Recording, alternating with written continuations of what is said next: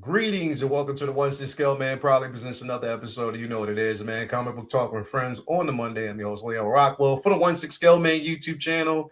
And yes, y'all, it is my bad Monday. Jason's bound to say my bad at least 5 or 6 times. I'm just letting y'all know my bad Monday is definitely in effect. Cornelius got some fresh new braids with a lineup. He told y'all he's gonna do that shit yesterday. So does Hoberticus. Also, shout out to my guy. Not only was last week his birthday, but he had a new movie coming out. You know what I mean? So I show you. Oh yeah! Shout out to Paramount. Shout out to Sony.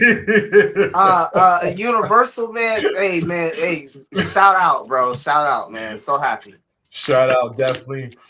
And Vinny's going through a whole bunch of scripts. Like he got scripts on. Look, comic book talk with friends.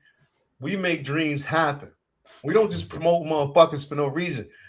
Vinny's face has been on every daggone poster, so of course it was bound to happen. There's going to be some scripts that are going to be coming across the table, so we're going to talk about that and definitely much more. Anyway, thank you guys. Everybody's out there tuning in and watching. It's going to be Tombstone and Spider Noir season 2. Yeah, exactly. You thought Eddie Murphy played a lot of roles. Just wait. Mm-hmm. Just wait. V, what's going on, bro? Nutty Professor time, man. What a crazy weekend. Got a chance to kind of chill a little bit, recover, caught up on some reading some stuff around the house. Had work to catch up on from coming back from vacation last week, so I wasn't able to enjoy the whole Saturday. Had some work to do, some running to do, but other than that, still had to get a little bit of the weekend to myself. Have so much reading to catch up on. Finally starting to get back in the lab and grind on some commissions I got for upcoming con, some new pieces for Harrisburg Comic and Pop Con coming up at the end of the month, and looking forward to that. And I got House of Dragons finished up last night. Finale was last night, so had fun with that. I think season 3 was probably my favorite so far. A lot of fun. I think a lot of people have enjoyed this season a lot, and so many memes, so much good stuff, and I'm digging the story. So I was kind of on season 2. Season 3 finished strong. I'm looking forward to talking X-Men tonight. We're finally getting it. Like we can finally feel like X-Men might finally be coming. It's been 7 years, so I'm excited to talk X-Men talk and Spidey celebration as they've been just racking up those dollars for this this industry that is all dried up because there's superhero fatigue that nobody actually wants to go see superhero movies anymore. Man, it's other superhero fatigue. They ain't fatigued to me. They come see me. Yo, man, it just has to be bangers, man. People will go if the shit's good. There's other shit to talk about too. I'm looking forward to diving into some shit tonight because Disney and is making a lot of interesting moves on both sides of the coin. So there's a lot going on, a lot of moving parts that we'll be digging into tonight. So I'm looking forward to it. Good to be here with y'all, brothers. Hell yeah, man, definitely. As always, man, you already know we appreciate you each and every week. We got Mr. My bad, man. My bad, bro. My bad, bro. My bad. It's early. My bad. You gotta ration them. This, you know what? Hold up. Before you even talk.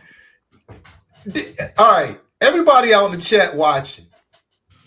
Name one time since we started doing this fucking show. Name one damn time that this nigga has ever come on this show without a fade. Name one time. Nigga had a fade since the first.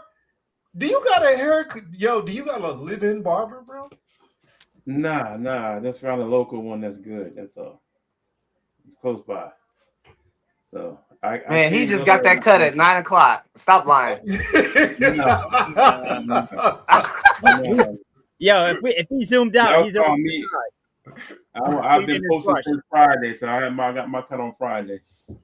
So, no. You got to cut on Friday. Yes, sir. Hold on, wait. Time out, dog. Mm-hmm. Time out. You mean to tell me that is a result of Friday? Oh yeah, my barber is bad, dog. Oh, some fresh enhancements. Yeah, Hell yeah, bro. Like, nigga, yo, my barber's bad, dog. my shit, like, literally, bro, I have to get a haircut like almost every 2 days. Literally. Well, my hair does grow real fast, but like when he cut me, bro, it'll last for about 4 days, 5 days. I'll go back the following Friday or Saturday and get it cut. Bro. So I'm every Friday, Saturday. I gotta go back. Hey, yo, V, we gonna be on a live show. We gonna go to Jay for a question. We gonna see his barber putting that bib around his neck and cutting while he's answering the question. You might, bro. You might. Yo, when Jay shuts off his screen, you're gonna hear buzzing and be like, "Yo, Real quick, you might. You just might, bro. You never might. Just might. this nigga never comes to the show without a fade, bro. That's just unheard of. Yo, Can't be seen outside like that, bro. Can't do it. this guy yesterday was like, "Yeah, I'm gonna have to get my. I'm gonna come in. My Line joint up. gonna be all right." You know what I mean, Line bro? up. He's like, nah. Line up. He was like, nah. I'm gonna have to get that done. Yeah. Had to get that fro braided down, man. That's it. I don't think I'm as crispy as Jay, but you know, hey, y'all probably got better barbers down there in Florida. So I mean, Nah, I'm up here in the Great White North. Huh? Better barber up top. That Jay so rich he fly a nigga from Jersey every week. Nah. I would. Well, my barber is from Jersey though, so that's good. I made sure. See what I'm saying, bro? I don't play around with Florida barbers like that. important He barber." close. He was close. Man, Yeah. No.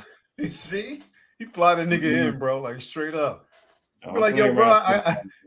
He like, bro, I need a cut. Be like, yo, ma, I ain't got no money, bro. I can't get. I got you, bro. I get you here. Don't worry about it. Yeah. I get you here, bro. I got Gator Express. I get you here in a second. Gator Express. Gator Express. Anyway, Cornelius, man, what's going on with you, bro? what's good, y'all? It's good to be here. Happy Monday to the live, to the chat, guys. I'm happy to be here. Yeah, we're gonna get into some X-Men talk. I'm excited to talk about that, theorize a little bit about that.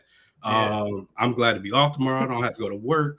So actually, the thing is, I'm kind of transitioning. I'm transitioning from what I do to a new venture. So it's interesting. So yeah, bro, you right there with me, bro, because I am off until September 29th, and I'll be converting to a different. Yeah, so I'm kind of making that transition myself. Yeah, I had a bro. It's been a long time coming, but you know, it is what it is. But bro, I'm right there with you. Yeah. But definitely, man, thank you for being here. You signed in blood, so you ain't got no choice. Next up, we got my guy. I'm not saying the name, bro. Yo, Vinny, did you read the name, bro? I read it. I ain't saying it either. Other side. What up, everybody? Hope you guys are enjoying. I think we're on the precipice of it. Yes, happy birthday, Peter Parker.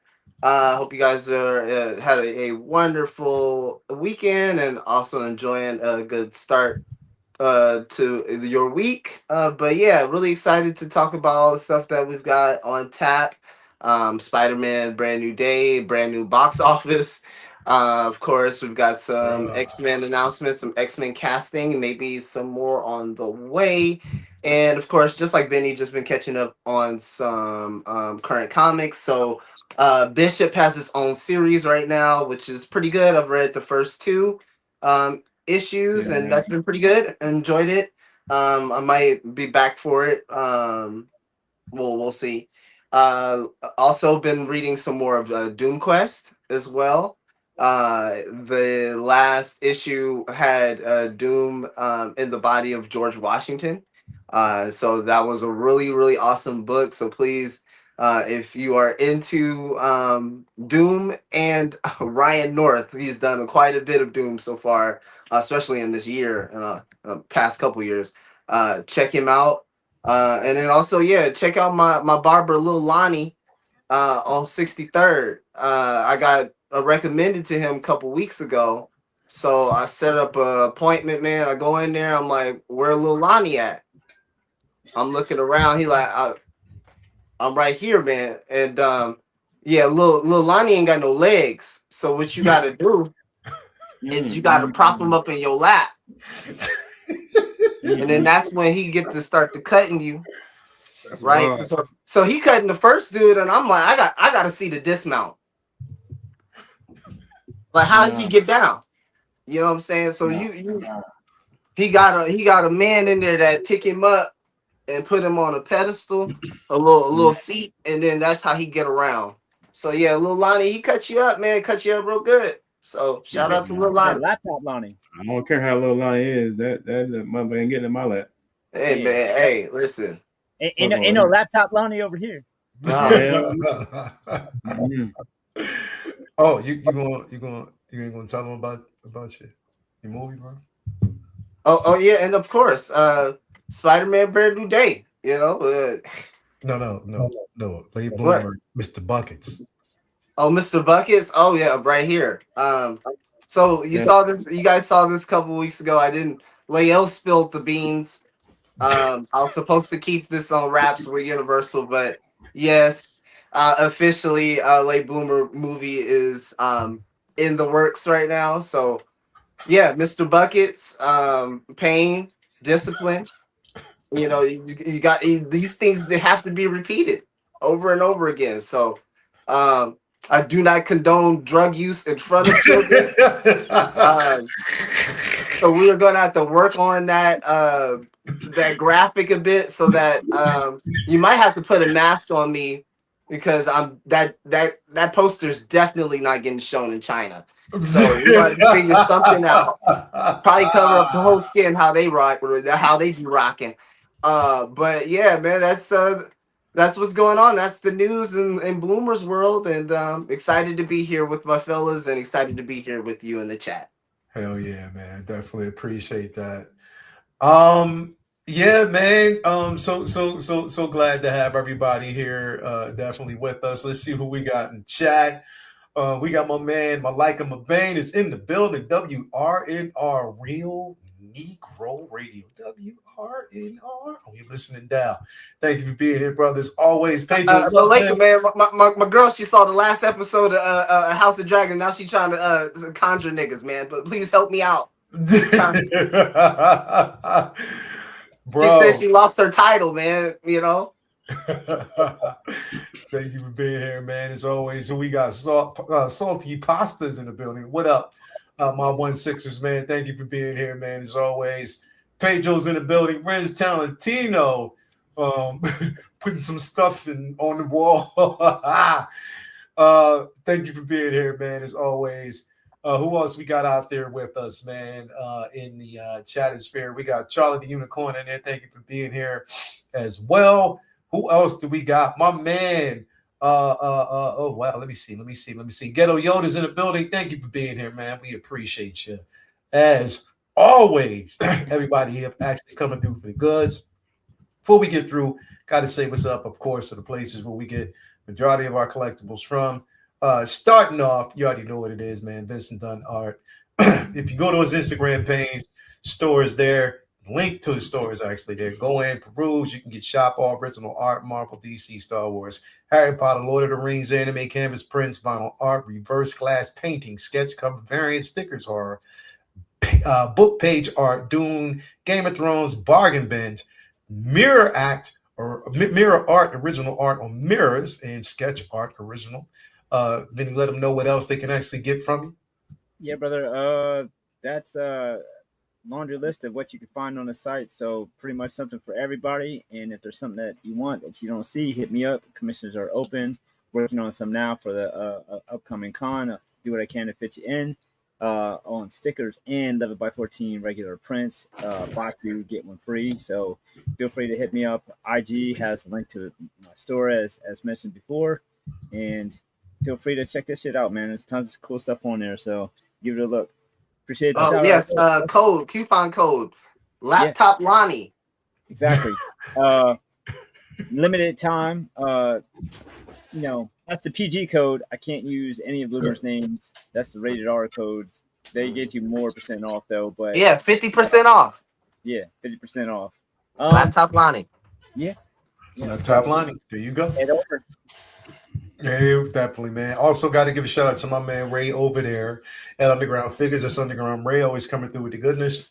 Knowing RD shipping and handling is definitely reasonable. Excuse me. Sign up for that newsletter so you're always up to date as to when your figures going to arrive, new figures being revealed. Create yourself an account because you never know when there might be free shipping or discount code on a figure of choice. Also, he is a distributor of NR Collectibles, so definitely hit him up. Also, we got to give a shout out to our guy. They selling baseball cards? Was that a baseball card? No, that's figures. A baseball figure? Yeah, he got baseball. He got, yeah. There's a Shohei Ohtani figure. Yeah, he got. Oh, snap. Yeah, he definitely got. I've been on there in a couple weeks. Yeah, go over and check him out, man. Also, definitely Hawkwood's Toys. Hit him up. Proud sponsor of everything that we got going on over there at the Figureplex Friday Facebook group, as well as your one-stop shop for NR Collectibles. Nice little care package, comic book stickers, figures, the works. Hit him up, and he'll definitely take care of you as he always does. Also, we got to give a shout-out to Brian Wong over there at Module Case, Module Space. If you're looking for a credible display option, have the mono, but you can get display option of your choice. Hit him up. He'll definitely take care of you. Last but not least, got to give a shout-out to Tina Cruz, El Deluvio over there on Facebook. Making your dreams come true, taking your experience from here to there. Hit her up. And she will really take care of you. Hashtag, definitely, you already know what it is. Yeah. So let's talk about this, man. From the jump. Spider-Man Brand New Day. Currently, right now, as we are talking, it's at $1.5 billion on its way. I think it's already up. It's past 1.5. Yeah, it is. Right now, it's as of what I know. Probably tomorrow it will change, but as of what I know, it's about at $1.6 billion. With right now making it the 11 biggest film. Yeah. So, yeah, across the billion, of course, worldwide, within 7 days. And this dude and his wife was in 2 movies back to back that made $1 billion. And you know what? It was announced over the weekend that she is the highest paid actor of 2026. Yep. Zendaya is. And she still has Dune on the way. And she still has Dune on the way. That's That's crazy. already done. That's crazy. insane. On the way. That's good for her. I'm happy for her. Yeah, she's killing it, man. Like, Yes. this is the prime Zendaya right now. Like, Bro, both films have hit $1 billion, bro. Both films, Odyssey and Spider-Man Brand New Day. It feels like for both of them too. It's funny, they have like some similar parallels where you feel like, especially these two films, you feel like there's just so much more in the tank for these very youthful actors. Like, it's just so much more that they can show and give. Like, you really see that there was a good amount of texture that was added to her resume when you saw the different scenes on I'm blanking on the show, HBO. Euphoria. Thank you. Euphoria, my bad. And you see the real huge dramatic chops. Something that was nitpicked, but I think her performance was decent enough. If I go back and look at it, this was more of an indicative performance rather than like a defining one. But like the Maria Malcolm thing on Netflix, you remember that? Malcolm and Maria was dope. Malcolm and Maria, that was really strong. Yeah, so that was just me like having a weak remembrance of it because I think I only seen it like maybe twice.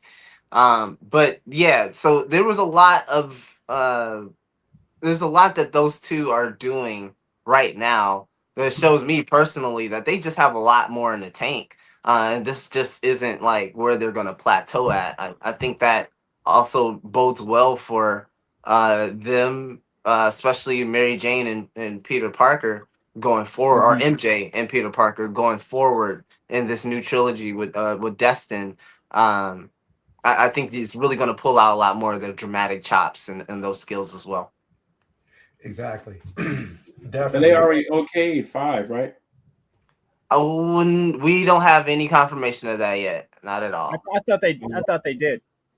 You have any I have okayed not 5? seen anything that What- from an official source. I was pretty So sure they isn't- said they're taking a break. I think Feige said they're taking a break, but there will be a 5. There is going to be a 5, yeah. What, for Spider-Man? Yeah. So Yeah, then there's- Tom Holland sign on for like an additional trilogy, right? So he has Oh yeah. two more. He has a few more Yeah. films. Yeah, under Yeah. that he definitely has to go. So. It's not an additional trilogy. It's one of his. It's probably what I would assume it to be, if things are to work out the way they're supposed to. It should be kind of akin to his deal he probably signed. I don't know, like probably pre-Homecoming. Like Mhm. Mhm. they're like, you're gonna be in this. You're gonna have these films that are yours, and then we're gonna have you here. Like I feel like it's gonna be a similar deal to that, outside of just those the trilogy films. Because man, it's already awesome that he has 4 Spider-Man films. That's just never been done. He's the only And then one if that they has- do that has 6 4. of these, Mhm. and all 3 of these are of this same type of caliber. Mhm. Right.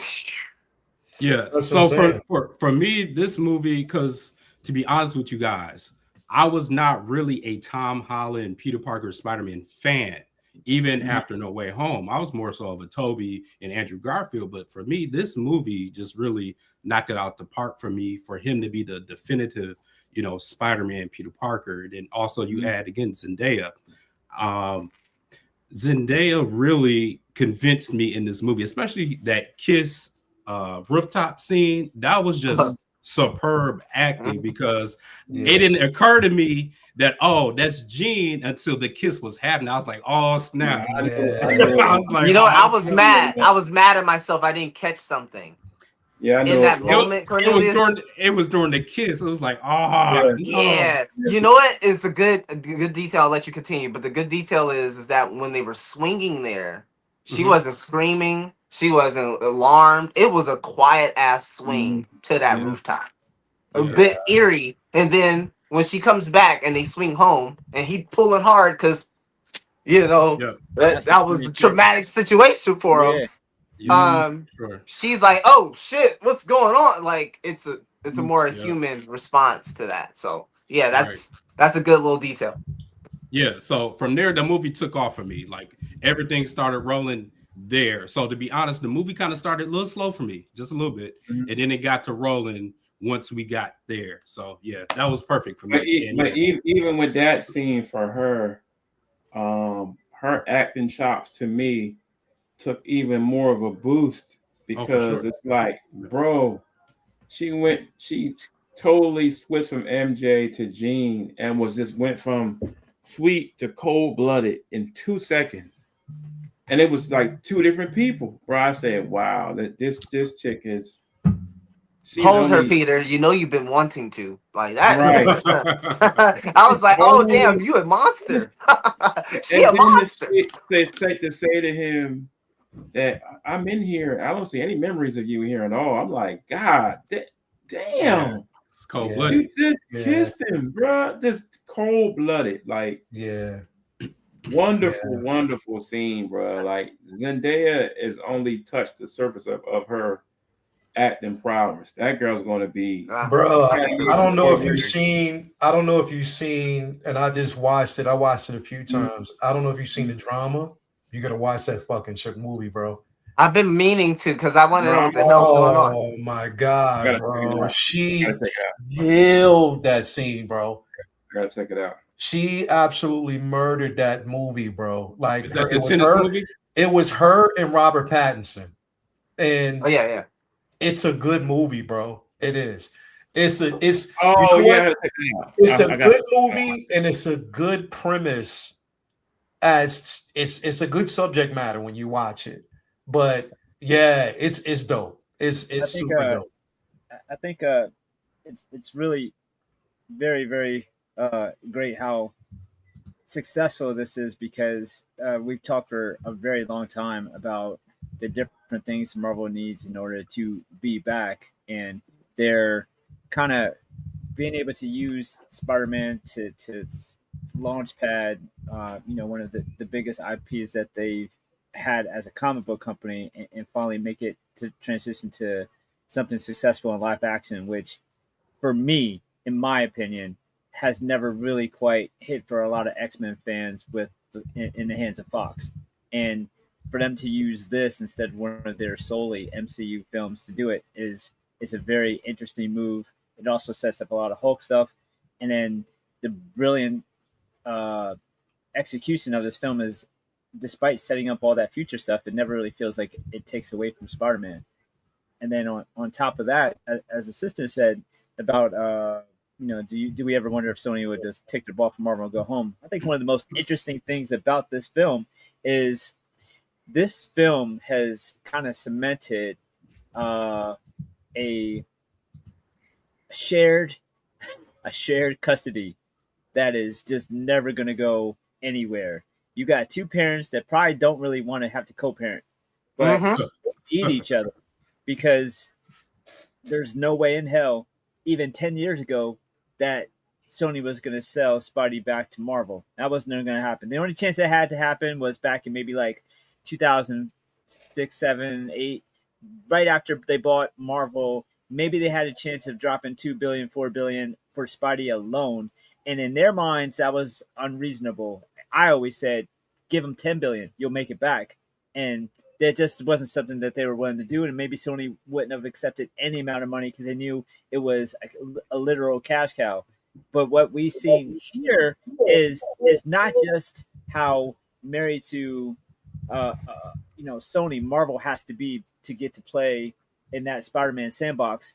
It's two-way street because Sony went a whole rip of independently produced movies that bombed and bombed hard, and then with the help of MCU, insane success with No Way Home and now with Brand New Day, to the point where if they ever really try to make future Spider-Man movies without the MCU, I think that they now realize just how foolish that would be because they got cocky when Venom made money, and that cockiness I think went away.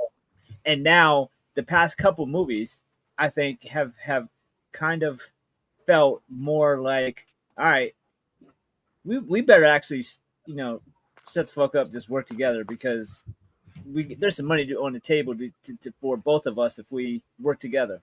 Yeah, So, Vinny, it's more like they was like, yeah, all right, we know we ass. Yeah. We're butt. We know it now. Like, okay, Yeah. finally, we've been trying to tell you. Yep. And I think they realize money tastes better than pride sometimes. Mm-hmm. Just do what we ask for. Yeah, and this is what I'm saying. Like the only thing is, so there was this scene, but they made the right decision. You heard about the Rosario Dawson scene, right? Yo, No. that would have been dope. Yeah, he actually did it, and they cut it. They cut it. A lot of times the deleted scenes, it's like, yeah, that should have been cut. I get it, but that would have made sense. There's not a single one of us who watched that movie thinking, how did they get around the mask in the hospital? And they could have made that movie 3 minutes longer and explained that. Mm-hmm. Because it's not just explaining away Spidey being there; it's explaining away Punisher being there, despite being a wanted fugitive. Like they could have, like obviously, you watch movies and it's like you try to suspend disbelief, and like I'm sure something happened. The subway scene in Spider-Man 2, though, everybody shut the fuck up and promise not to tell. Maybe something like that happened. The city loves him. They're throwing parades. Clearly, the doctors, and they could have shut down the wing, said like, all right, treated it like a celebrity who's in the hospital, and nobody say shit, right? But That's where They my head would've was at as I'm watching it. But to know that Night Nurse was there and you could have tied in And you when could have we tied that spent in so nicely. many years, right? We spent so many years wanting the Netflix shit kind of like to integrate, and then we've seen it Yeah. kind of wonkily integrated with the Disney Plus shit with Born Again. This would have been like something that was actually a cool integration, and they skip it. I don't know. That was a mistake. Yeah, Yeah. that would have gave a little bit more value than maybe seeing Sheila hand him like the keys. Like, Yeah. that's Yeah. cool and that was great, but like that paired with that, I think that would have rose the And tide it up would a have little made bit. sense. It But would have but made again, this is sense. like connective tissue we're talking about. Like, it's very like minute details that can help things be better than where they were. I think it's coming though, right? Because I think I'm not to get off topic. I think like Heroes for Hire, you know, that's kind of rumored to come as a Disney Plus special. So At I this think we're point- gonna get there, especially with what we saw with this film and then with Daredevil. Yeah, I don't know how Well, I'm scared. how I'm hard the scared of red Disney tape Plus. is. I'm scared of Disney Plus now in general. I have But zero I don't. faith. I don't think, and that's my thing. Like Born Again is flopping. I have no faith that they're going to. I at this point, I wouldn't be surprised if we are all in for a rude awakening as far as Disney Plus content going forward further. Well, I will say this: the live action movies. I think so. I think we're gonna get Heroes for Hire probably in the next film, given like the villain montage that we got in the beginning of Brand New Day, and then all the stuff going on with Kingpin. You know, kind of the rumors that is rumored for season 3 of Daredevil. So I mean, I think it's gonna mesh into that. I think, bro. I just, and that's the one thing I had hoped that we would have gotten. That would have made a lot of sense if we would have actually gotten the, a Daredevil appearance. I mean, I wish they would have kind of got past all of that. I also think it might be like that they are not sure that people would know who she is and didn't want to have to explain it. Like if they just had her there and like we would know it's Night Nurse, because I really feel like that's why they gave us that Punisher special, because they assume not everybody knows who Punisher is. Like they didn't watch the Netflix shows, and it's like they used Daredevil anyway, but I feel like they felt like they had to give us a Punisher special so that way people knew who he was going into this, and maybe they felt like, yeah, but will they know Night Nurse? I mean, if they have to remind us who Punisher is, they might really think that people won't know who Night Nurse is. But it's like those Netflix shows were some of the most watched shows on Netflix, period. So hold on, Jay, that was more popular than the Disney Plus shows. Exactly. So for like people not to know who the hell they were with this crazy work, but that's not my idea, Jay, bro. I can't be putting on some other motherfucker's idea. What I look like? You sound like James Gunn. Like, relax. Hey, that's you know what that is. He in the industry, right? That makes sense. That tracks. That is the thought process they have, bro. Like, not to like get off topic with a like outside the box reference, but that shit happens in like pro wrestling and shit. You could be the biggest wasn't my idea. Company, but when you come into WWE, they have to make it like you a brand new character. Like nobody remembered seeing you in fucking TNA or WCW, whatever. They have to act like you're this new person. Booker T to WWE. The Rock said, "Who are you, bro?" I remember that even as a kid. Like they want to believe that their fans don't watch nothing but their shit, and they sometimes they really fucking think that. Yeah. So sometimes like just don't. I think it's, I don't know, more so I think it's probably a little bit of that, and also I'm interested to see if there's they did it for Daredevil, so there's a precedent, but I wonder how easy or how tough it might be to get MCU stuff into the Sony stuff. Like I'm not sure how easy that is to as a process. Yeah, I think it'd be hard, right? Because Kingpin belongs in the Spider-Man. Yeah, I don't think that's the issue. Some characters cannot appear over there or on TV. Like it's just like messy. Right, that's that weird deal they have between Sony and Marvel. So Sony can only use like Spider-Man's all his enemies. Like Rogue Gallery. Wait, that's a license. That's a license issue with them? That's the thing. Yeah, and Marvel with That's Spider-Man. they own that shit issue. Yeah. Marvel with That's the Spider-Man. So So in Kingpin every can't be in a Spider-Man Sony movie? Kingpin No, yeah, cannot because be now in with any Tom Marvel Holland movie without Spider-Man. Uh-uh. So Not with without Tom their Holland permission. Spider-Man, every movie that he make has to have a cameo in it. Oh, So if you Cornelius, notice, he could all be in his the movies television have shows, had but he can't be in the films. cameos. Right. oh, that's All crazy. his stuff had cameos in it. So that's how it's so weird, bro. And they gotta make a certain amount of Spider-Man movies a year But, for even Spider-Man to be D'Onofrio said kept that. by He was like, Marvel. Yeah. I would The love to only be- way to have stopped this is if Lael, Pimp Juice, Vinny, if y'all bought like 2,000 comics every time you went to the store. That is the only way that this could have been prevented.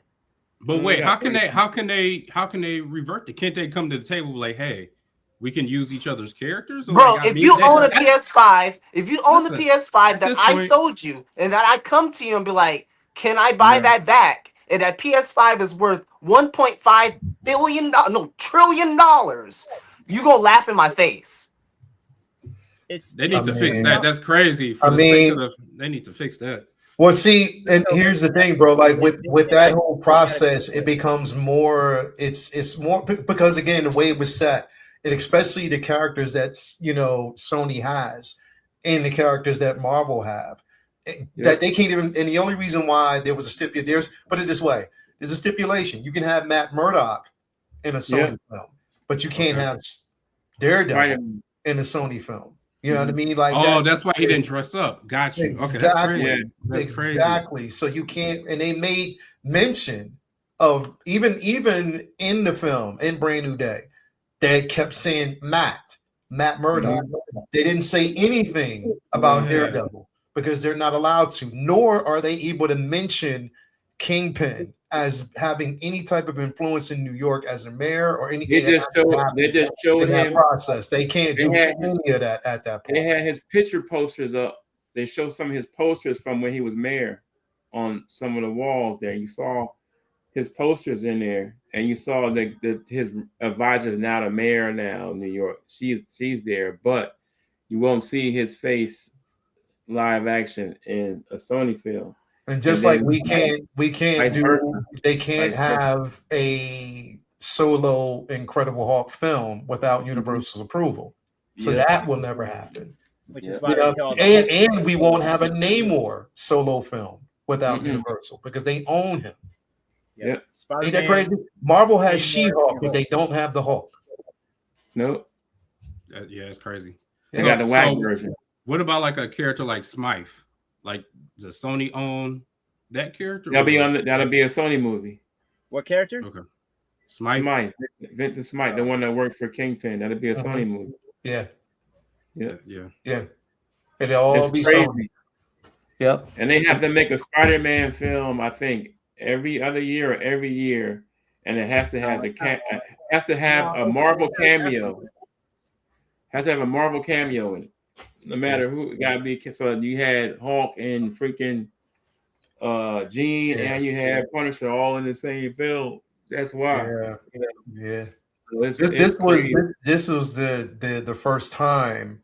This is the first Spider-Man film where both Marvel and Sony, were able to really pocket profit like that based on the agreement. You know what I mean? Yep. So there's a lot that kind of goes in that, or what's allowed and Yeah. what's not allowed.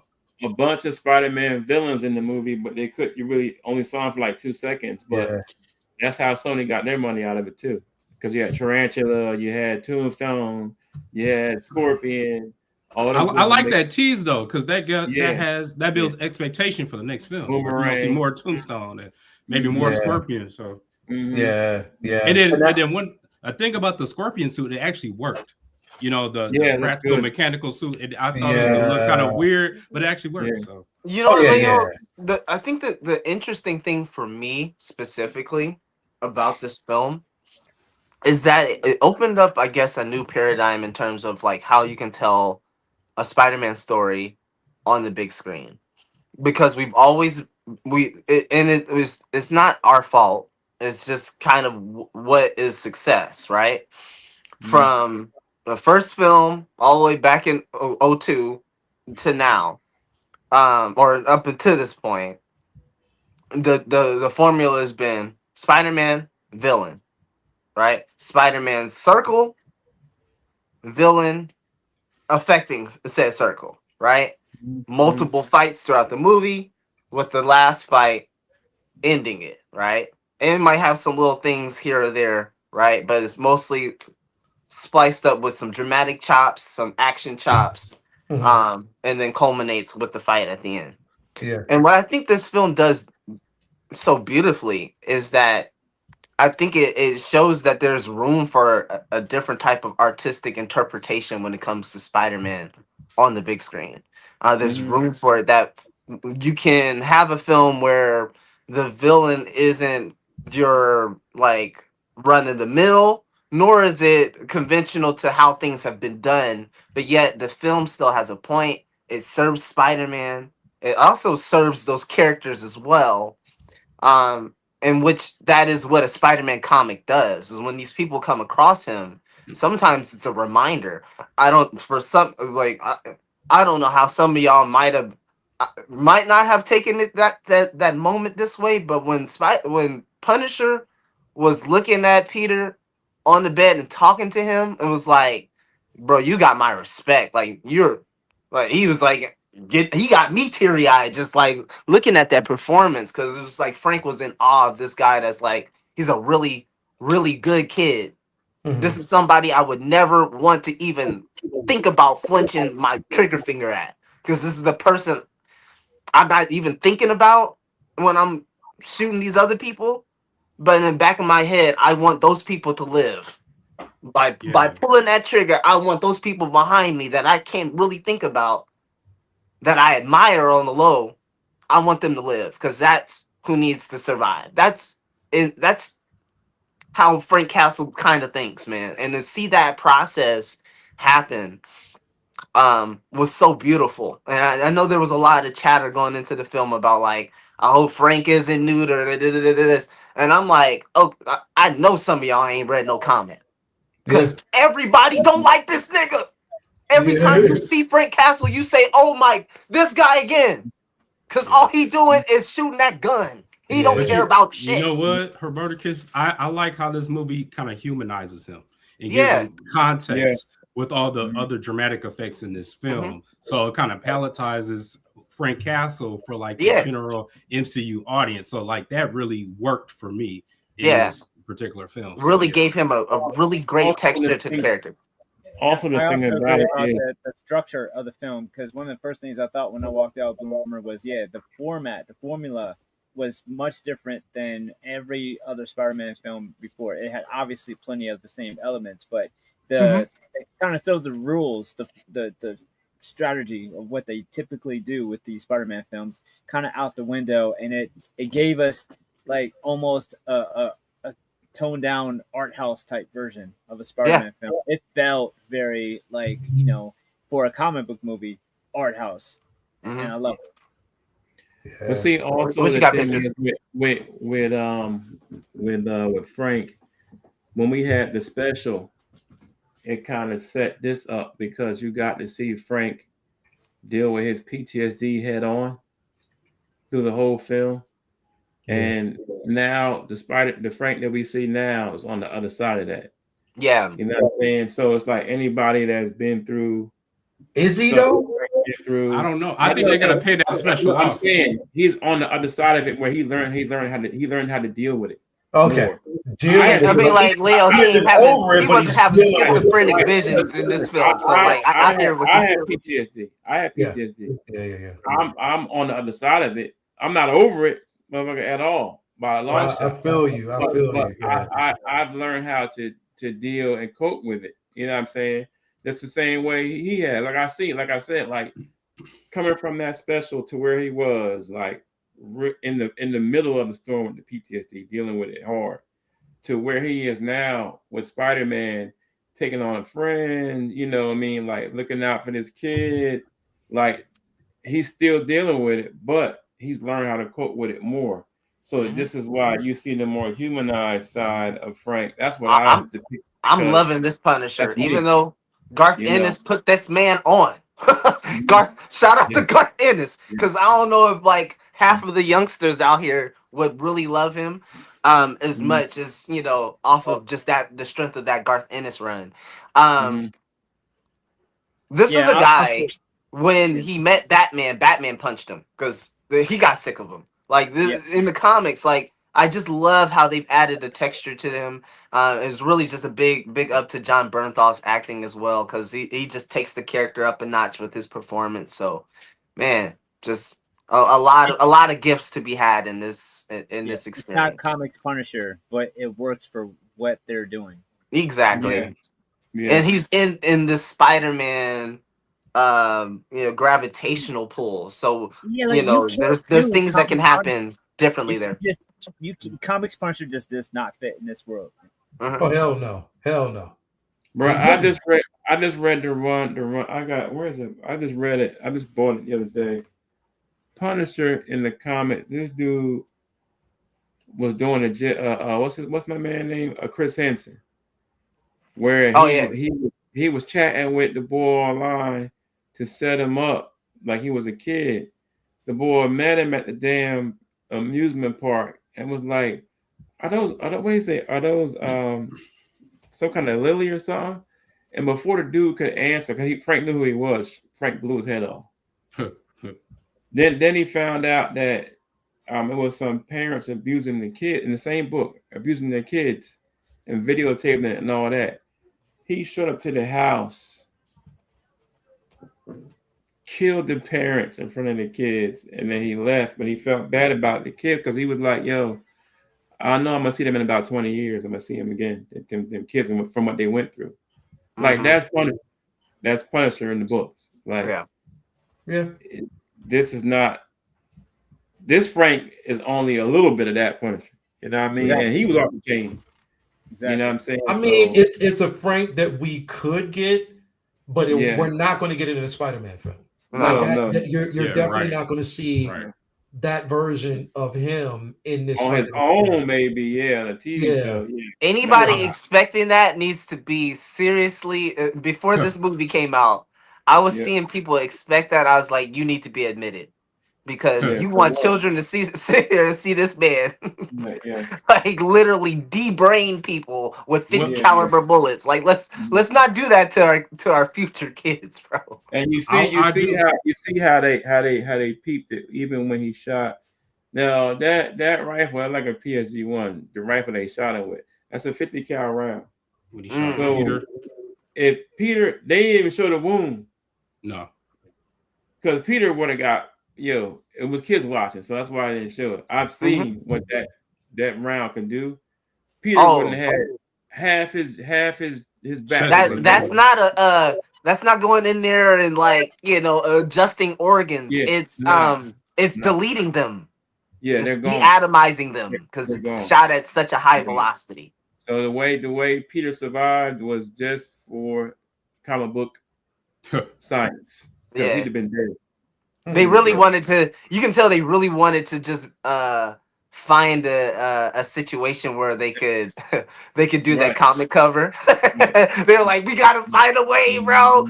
Like it wasn't 100%, but like I could feel it. I think there was a couple. How fast they hid the wound from him from not even showing it on camera. It was for the kids. That's good. I'm glad they did that. Yeah.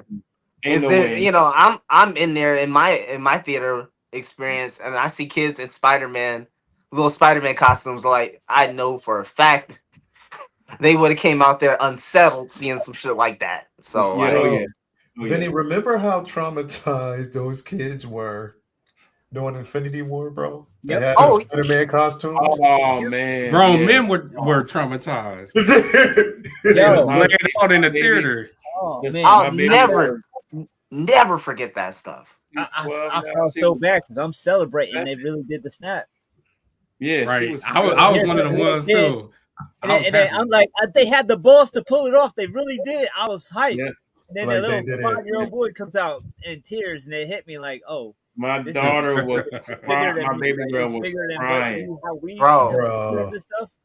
I never really in that moment. I mean, I had just seen it, but like in that moment, not at all was I thinking about how our children are going to perceive this. And when I seen it the second time, it literally was a whoa. of teenage girls Yep. whimpering for like a good last 10 Right. minutes. Bro, Crying. telling And you, I'm like, bro. yeah, man, this is Those something good that times. we've never seen Yep. and never will. That's why I always will have Infinity War ranked just about over damn near everything for the balls I had to do Yeah. that. I don't know. I'm like, Doom- I'm looking at Doom that might sequence. kill I'm like, everybody. damn, not me. Yo, and And I'm listen, trying to and get over how- that. And and then how I see everybody, Black Panther. right? Doom And it's Doom like, might kill everybody in Doomsday. I don't know. yeah, and then It- see, Oh, Doom in 5 games. But it's like Dr. Doom in 5 but it's games. like even if he does, it's like We Now know it they're can't going to come back, so You it's know not what I going to be mean? the same thing. Like- yeah. like before Infinity War, you thought that they won't break that rule. You know what I mean? And Yeah. now Yeah. it's just like yeah, Yeah, because the maybe. variants and all that. Yeah. And now it's up to Allen Iverson to find another wrinkle in his crossover. Because we know you going right left. And shit, I know there's a 50%, no, let's be honest. There's a 30% chance I'm not gonna be able to stop that shit at all. Mm-mm. You know what I'm saying? But here we know it's coming. So what's the wrinkle? Is it gonna be a crossover? Is it gonna be an in and out step back? I think that's where they want to go, and that's where Well- I would want to go logically. Is to like, okay, I know I got this move, but I can get a little creative and boom boom bop. see, Vinny's ready. Straight to the quick. Baja, you Real know? quick, Like, going back to Punisher, I do want to see them pay off in the special when the wheelchair lady, what's her name, Manucci or something. Oh like yeah, that. yeah. Oh, yeah, they I gotta gotta see get that. I gotta Bro, see that. They I gotta need do to see her something. get They gotta kicked. pay off I that need to story. see her They gotta get do it. drop kicked In into the a house of comics, fire. yo, in the comics, bro, They Drop got kicked to. into a house of Yo, fire, man. They ain't gonna Frank, do it though. yo, They gotta Frank, do it. Frank destroys her in the comics. They're gonna have the paraplegics calling the Oh my my God. god, they're gonna be mad. They're gonna be mad. Jeez, you crazy. Yeah. But I think the formula might be, if I were to do it, I'd do another one of them specials again. Yeah, definitely. Do another Yeah. one. Yeah. If that one does just as good as the next one, we pushing for a movie, or we pushing for a movie appearance or something like that. I That's think- kind of the logical I- thing I'd go But I think they're pushing for a movie for him now. now. Okay, I think Yeah. that I think it might be that's the what thing. they're Yeah, doing. They're I might pushing be for- like, enough is enough because he's already shown himself. And Yeah. people love the special. They love him on Daredevil. And they absolutely, you got to hear, motherfuckers is talking about the chemistry between him and Tom Holland. yeah, It's no, yo, John Bernthal is bankable, bro. He's a Yeah. bankable person now. So they He gotta, also, it has to be done. got a double check. Yeah. Oh yeah, They he all was got in the double check. Odyssey. That's crazy. Yeah. Vinny, did you get paid for this role, bro? That's Vinnie Mac Gargan, yeah. That's it. Vinny Gargan. Bargain, boy. That's it. That's it. I'm telling you, bro. Gotta keep pushing, bro. Gotta keep. And he gonna attack Lael and be like, "Man, Vinny, what you doing? You think I'm Vinny? Oh shit! That's it. Damn!" Oh, you Yo, thought? so I was talking to Roberticus about this behind scenes. Again, we already know that Doomsday is going to make money. They set it up. We already know it's going to make money. It's gonna But be- if they're smart, if there's any inkling, and I was talking, any inkling of a Spider-Man character, whether it's him or whatever, they have to push that in marketing, bro. And I'm not saying that they need it, but they definitely have to push that in marketing. You like I'm saying, if that's something that happens, I would keep. I would. If I'm running it, I would obviously keep that one as close to my chest. Let people come see the film, and like I was saying backstage, that makes the second week viewing and third week viewing just go like bananas. If the film is good, paired with that and word of mouth, I think we probably experienced something similar with probably not in game Infinity War, especially with the out of theater experiences and reactions that we were getting. And what some of what you guys were sharing Yeah. earlier, just how people were reacting out of there, that got around very quick, and I'm pretty sure that propelled anybody that was on the fence to Yeah. just go and check it out. Maybe even people that don't even watch shit like that check that out because they just felt like they had to be a part of the moment. Yeah. You know, So I think again, all in all, bro, it boils down. Spider-Man by the end of this week will cross that $2 billion mark. Where we coming how for far- Inside Out at least. I don't know about Yeah. I don't know Yeah. about Titanic. I don't even know about Spider-Man No Way Home.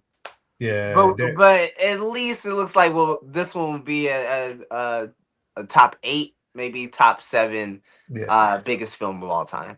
Yeah, it's definitely gonna try across that $2 Still billion impressive. mark. Yeah, it's definitely impressive. Sony, don't get no fucking bad ideas. Get to work, bitch. Let's not They're gonna start that Sinister Six with that Yeah. those villain Yeah. cameos in the don't do that shit. Don't do that shit. A Green Goblin, acted by Danny DeVito. I'm sick of these niggas, man. Yeah, nah, hell nah. So my bad, man. My bad, bro. I'm just saying my bad. And What you got to put on? I say this because we have to talk about this. This is something that we have to talk about. So my bad in advance. Everybody out there, it's no Preemptive. bashing. I'm not bashing. Just mind you, we just have to report the news. We got to talk about it, man. It's just definitely something we have to discuss. So on the heels of the failure of Supergirl, and of course, Spider-Man Brand New Day did 2 things. One, made $1 billion, but it also shined a shadow over DC and what's happening over there. So I wanted to kind of have this discussion because it's like we know they made, so Zaslav came out right now today and was talking about, I think it was today or yesterday, talking about that James Gunn is now doubling down, like he's working 18-hour days on Superman Man of Tomorrow. Nah. Like $18 days, 18-hour days to double down. You'll make it Now- double the funny. That shit is funny, but it's a shame we laughing though. That it It's is hilarious, but it's a shame we laughing. Here's what I want to say, bro. So what I did was I did this on purpose yesterday. So I made yesterday from the time I woke up to like in the evening time, I made it a point to watch both Zack Snyder's entry for Superman, Justice League, Batman, the BVS and then Wonder Woman, all these entries. So I wanted to watch those, right? And I did it for a specific reason. I watched those. I then watched Creature Commandos. I watched Peacemaker. I watched Superman, and I watched Supergirl. Because it's just a little experimentation. Because I wanted to know, after coming out of what I watched from Zack Snyder, and then I wanted to see how all of this was gonna, what was gonna be the feel between, what was gonna be the immediate switch between both. How I was gonna feel, and as the viewer, from a viewer standpoint, of what we know from Zack Snyder. Because here's the thing. I know that Zack Snyder and the Snyder Universe was celebrated. We got to keep in mind there's a lot of people that did not like that universe. Just like there's a lot of people, and there were, and I'm not gonna lie, there were some flaws in it. There were some flaws. There was a lot of flaws in that universe when it came to just character development, things that were missed. There were some flaws. But I still respected and I definitely enjoyed The Man of Steel. I did, bro.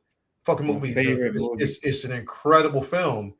Even though watching it subjectively, there were some flaws. Horrible writing. It was some flaws that could have been better. Visually, and what I just never get over that nigga letting his dad die. But I get why. But like, I just never get over that. His dad told him to, man. I know, I get it. I get why, 100%. It's just I can't get over it. Hold on. But what I'm saying is, visually, it was spectacular to see. Fight scenes, fight choreography, all that. Oh, yeah. Great to see. The best. Now, after watching all of that, even with BVS, there were a lot of flaws unless you watch the director's cut. The director's cut, even though that was good, still flaws. Wonder Woman, same thing. I liked Wonder Woman. 2, not so much. You already know that. But the first film was great. Yeah. Justice League, loved it. But after watching the Justice League, literally, and I have to say this, I love the film, but there should have been no way in hell that should have been a 4-hour film. Shouldn't have. There should have been a way that there's not. I'm gonna tell you why, bro. There's one scene in this movie in his cut, Zack Snyder's cut, that I absolutely fucking hated. When Aquaman jumped in that fucking water and them girls started singing, they could have did without that shit, bro. They could have cut like 3 minutes. Oh yeah, they were trying to. They worship him like he was a god. Yeah, they should have cut that fucking scene, bro. That scene was. It didn't even stick to me. It just didn't. They could have let that shit go. There was a lot of pieces in this that they could have cut. It's just the laborious task of a 4-hour cut. Yeah, it alone just kind of speaks to the fact that so much effort has to go into just to protect the intellectual sanctity of the script, of the movie, of the project in itself. It was exciting for that to come out, and I definitely watched the first, I guess, part of it before I went to sleep that night. But it's just they were always in a precarious place. When I look at over there, they've always been in the shadow of Christopher Reeve's Superman. It's never been a point where it felt like, okay, we got our new classic. Okay, this is our new hit. It's always felt like, okay, that was a good film, or oh, that was completely shit, dog shit, or you have some good stuff there, but I guess for Wonder Woman, that first film, that's a new classic for her until somebody else does a better interpretation of bringing her to the screen, right? Superman, I think it still goes to Christopher Reeves, even though they've done some great stuff.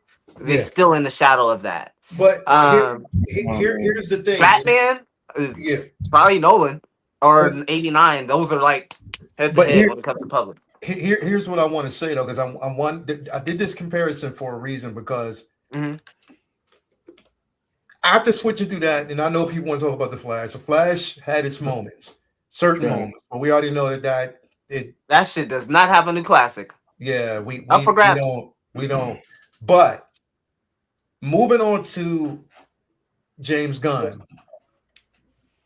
the one thing with Superman, and I know that he wanted to brighten the color palette, so I'm not against him on that. He brightened it. He wanted a brighter Superman. He wanted to go with what we knew about the character. Right. The part of the movie that kind of took me out from the very beginning was how they depicted his Kryptonian parents. I hated it. I did not like that scene. Disgusting. I was waiting for them to okay, psych, and then they doubled down on Supergirl. I'm like, damn, for real? They went with it, and there was a storyline. There was a storyline in the books that it was an Elseworld story, but it was an Elseworld, right. Exactly. It wasn't a direct story. It was and he chose that. That was the dumbest thing that he could have ever done. That's because the MCU sets him on a path of no return.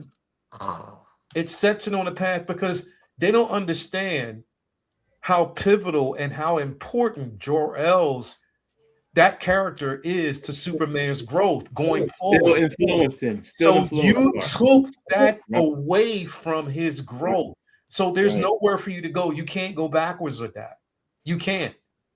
And he's always been proud of his Kryptonian heritage too. Bro. Now he's ashamed of it. The thing is, you don't have to incorporate fucking 80s, 90s classic music and all that other shit thematically into like a thematic experience. You don't have to fucking do that, bro. You don't. It And hit the that's the shit that Star-Lord he because did, there's and a it was reason. What'd you There was say? a reason for Star-Lord. There's a reason why he was in that time frame with his music that was attached to him leaving Earth and also attached to his mother. It when the music played, it had also a emotional undertone. He's just doing it here as this is my like signature crossover move, and like, bro, you ain't doing no in and outs. You ain't doing no spin moves. It's just the same old fucking move, and I see it coming. Well, But that's the I would thing. say this. I feel like James Gunn, and it boils down to him maybe being a one-trick pony because that's all we've seen from him. It worked, like you said, it worked in Guardians, but I mean, it doesn't really translate to the DC. But he did it in a way with Guardians where he wrote it, he earned it, and it played off, right? He's just playing it here just cause like it's just for the shits and giggles because you know what you expected from him. It's like, well, that's what I say. He's a one-trick pony. I mean, even Yeah. Peacemaker did Peacemaker season 1 versus season 2 is like it's not even the same thing, you know. So I think I think it's worse though because it's like season 2 the was style good. just gets old fast. So Yeah. But look how he threw something that didn't make any sense. A freaking sex party in the man's house, and he walking through like it ain't nothing. His kids was watching this shit too. You know what I'm saying? I know it was a rated R, but some kids was watching this shit. Like, come on, bro. Like some of that shit you put in Peacemaker, it just didn't make any sense. And he did the same thing with Superman. The same. He said he didn't direct Supergirl. He didn't write Supergirl, but he was definitely doing the remixes behind the scenes. I guarantee, because it looked like a James Gunn movie. It felt like it, bro. It just. It felt like it was like less quality writing. Right to me was Suicide Squad 1 and the damn and Guardians of the Galaxy movies. That's all that he's done right in my eyes. That I like him for those films. That's it. Like Superman, he's ruined it for me with this version of Superman. I don't like him at all. I mean, Corn Sweat has done a great depiction of the character. He looks like Superman. He acts like Superman, but not even that all the way, because some of the shit he was doing in the movie I don't agree with. But anyway, part of that is just writing. But I get what you're saying, just in terms of the presentation of him. Right. But it's just you could tell that he tried to turn this into like a Guardians type film, and it does not fit the DC cube. It don't fit. No. Here's the thing. Here's let me kind of finish this real quick, because right there, it's so much that he did it in this film. I had to, when I watched it and I listened to the song, there were a couple of songs that I fucking hated, bro. And I can't never watch the same, even though it was a dope scene. That scene with Mr. Terrific. Yeah. When he went to find Superman, and the best scene of the it was the best scene. Movie. But I'm gonna tell you why that scene, I can't watch that scene.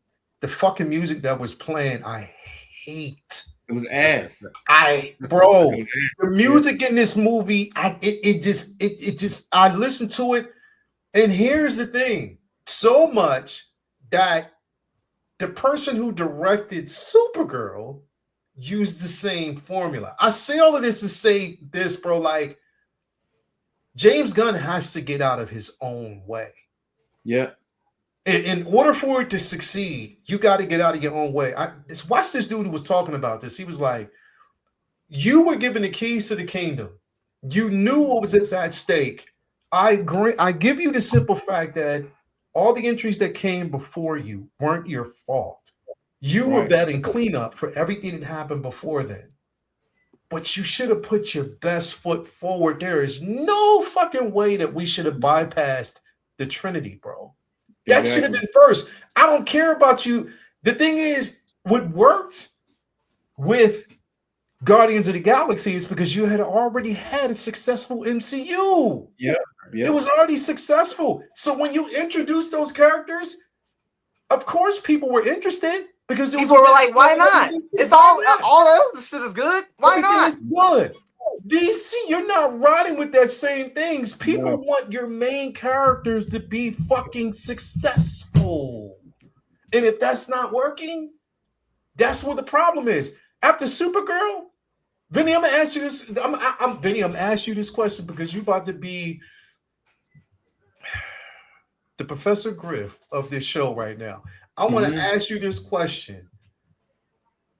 From you, your personal experience and what you've seen after Supergirl, after watching Supergirl, do you trust going forward anything else that's going to happen from the DC? I'm just asking honestly, and it's not to trash this man.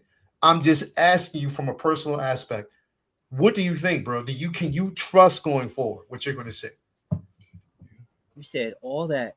You gave all these reasons to have doubt in your heart about what this man can bring. And you, with apparently blinders on, failed to see the vision that my brother, all the shit that we've been through, you don't know. You don't understand that right around the corner, we got Jimmy Olsen coming, bro. We got Jimmy Olsen coming. How the fuck could you not have faith and let your faith waver in a time like this?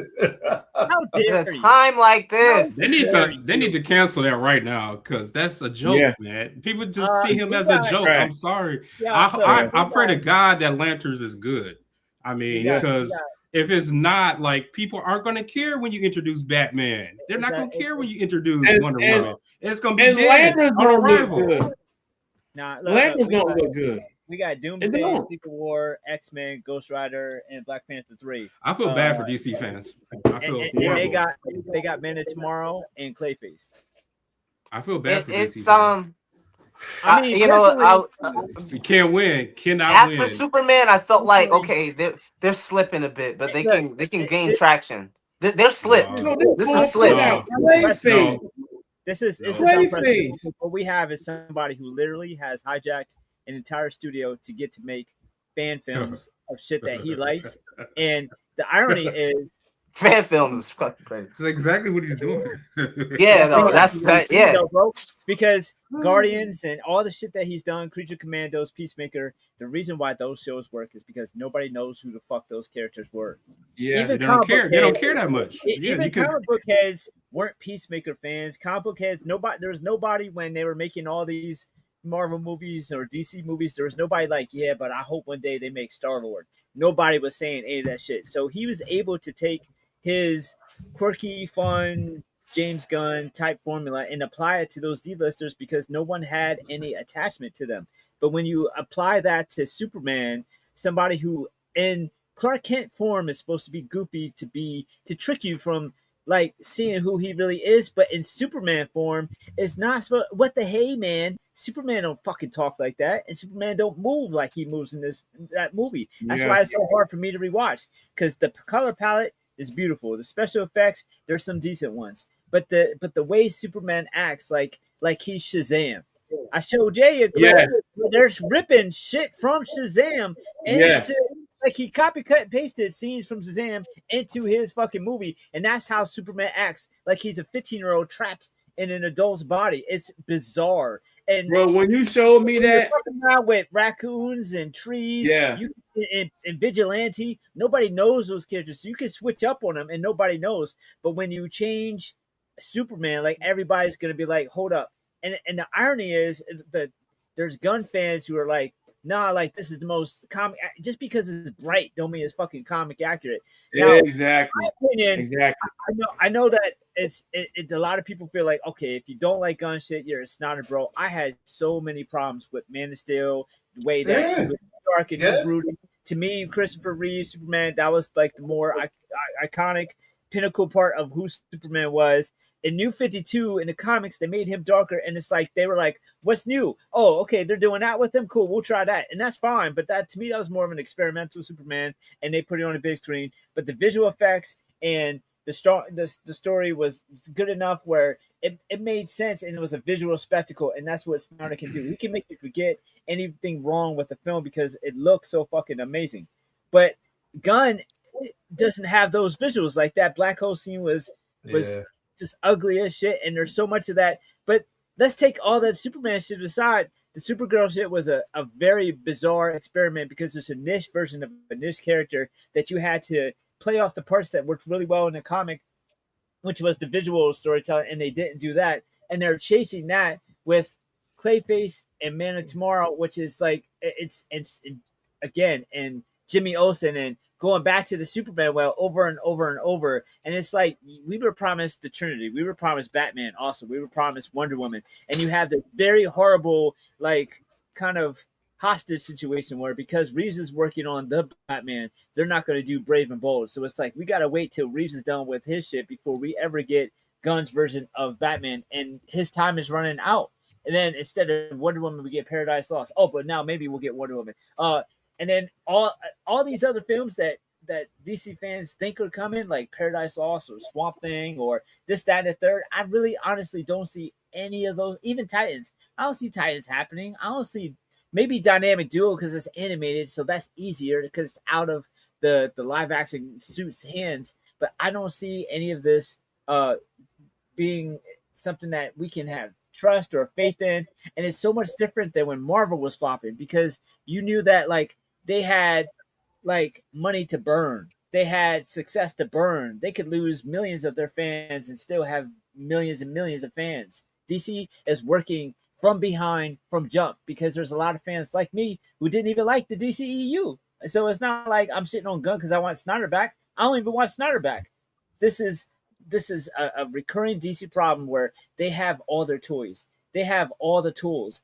They just have no idea what to do with their own shit. And nothing on the horizon makes any sense that's going to help them out other than The Batman Part 2. And even that is over a year away. That's like, what, 28 it got pushed back to? Man, that shit is it's so frustrating being a DC fan, watching everybody cheer for DC's failure when you want them to succeed, but it's like they don't even want to succeed. Gunn is, I truly feel like them telling us that Gunn is working 18 hours is fucking hilarious because this is like the store manager knowing that the store is about to get bought out, building up his resume before he has to fucking find another job, telling me that we should be proud of him for working hard, working a lot of hours. He's not even building his resume. Days. First of all, tell me how many of those hours count as Twitter management. Like, don't give me that shit about working long days. I'm not impressed that Gunn is doing a lot. First of all, he's supposed to be delegating and let other people, do more shit. When his all the projects that we've seen from DC has been just versions of Gunn formula. So that doesn't help. That doesn't help his case. Doesn't help make me put trust in him. I honestly don't like the vision that he has for DC, and it's frustrating because I don't want him to fail because I don't know if they start over. That's the fucked up part. I'm gonna go see Man of Steel, a Man of Tomorrow. I'm gonna go see Clayface. I'm gonna go see all the shit that they put out. I'm gonna watch Lanterns while they do the bullshit that's gonna be going on in that. Don't get me started on Lanterns. Like I hate all the shit I'm hearing about what they're doing with Lanterns. But I'm gonna watch all that shit because I'm hoping they get over the hump and do some of the shit that I'm going to enjoy. And I'm honestly truly afraid that if and almost when this version of this experiment fails, that Warner Brothers or whoever owns Warner Brothers at that time will be like, nah, fuck that shit. Because no one at Warner Brothers has ever really cared anyways. So why should the new owners? Why should the new? Because right now the only concern over there at Warner Brothers is, and here's the thing, is Zaslav's hoping that merger fails because he gets a $3 billion check pocketed himself. Yep. You know what I mean? From the whole thing. So the focus has been on that and how not on focus on movies when there's so much going on behind the scenes. That's what I'm saying. How are the studios focused on? It's like it doesn't make any sense. How are they able to focus on what they're supposed to be doing when all of their futures are so uncertain? $9 billion. Yep. $9 billion. Thanks for Charlie the Unicorn. Damn. And you $9 million. He wants this shit to fail. And see, that's my point. Like, do you think? do you think that they learn? Do you think that there is a learning from the simple fact that Supergirl is where it is at? And No, well, they didn't learn their lesson. The lesson they took from that is men don't want to watch girls. That's the only lesson they took. That's not true because we all love the first Wonder Woman. I love the first Wonder Woman. It made $1 billion. So that's not true. What they do every time. Anytime a female film crashes and burns, they can never say, "Oh, you know what? This wasn't that good." Nope, it's men are toxic. Despite the fact there's 130 million women in this country who didn't go either. Exactly. This shit crashed and burned because it was written poorly, and it's based off a shitty story. Didn't make no sense. The story was the comic itself was not strong.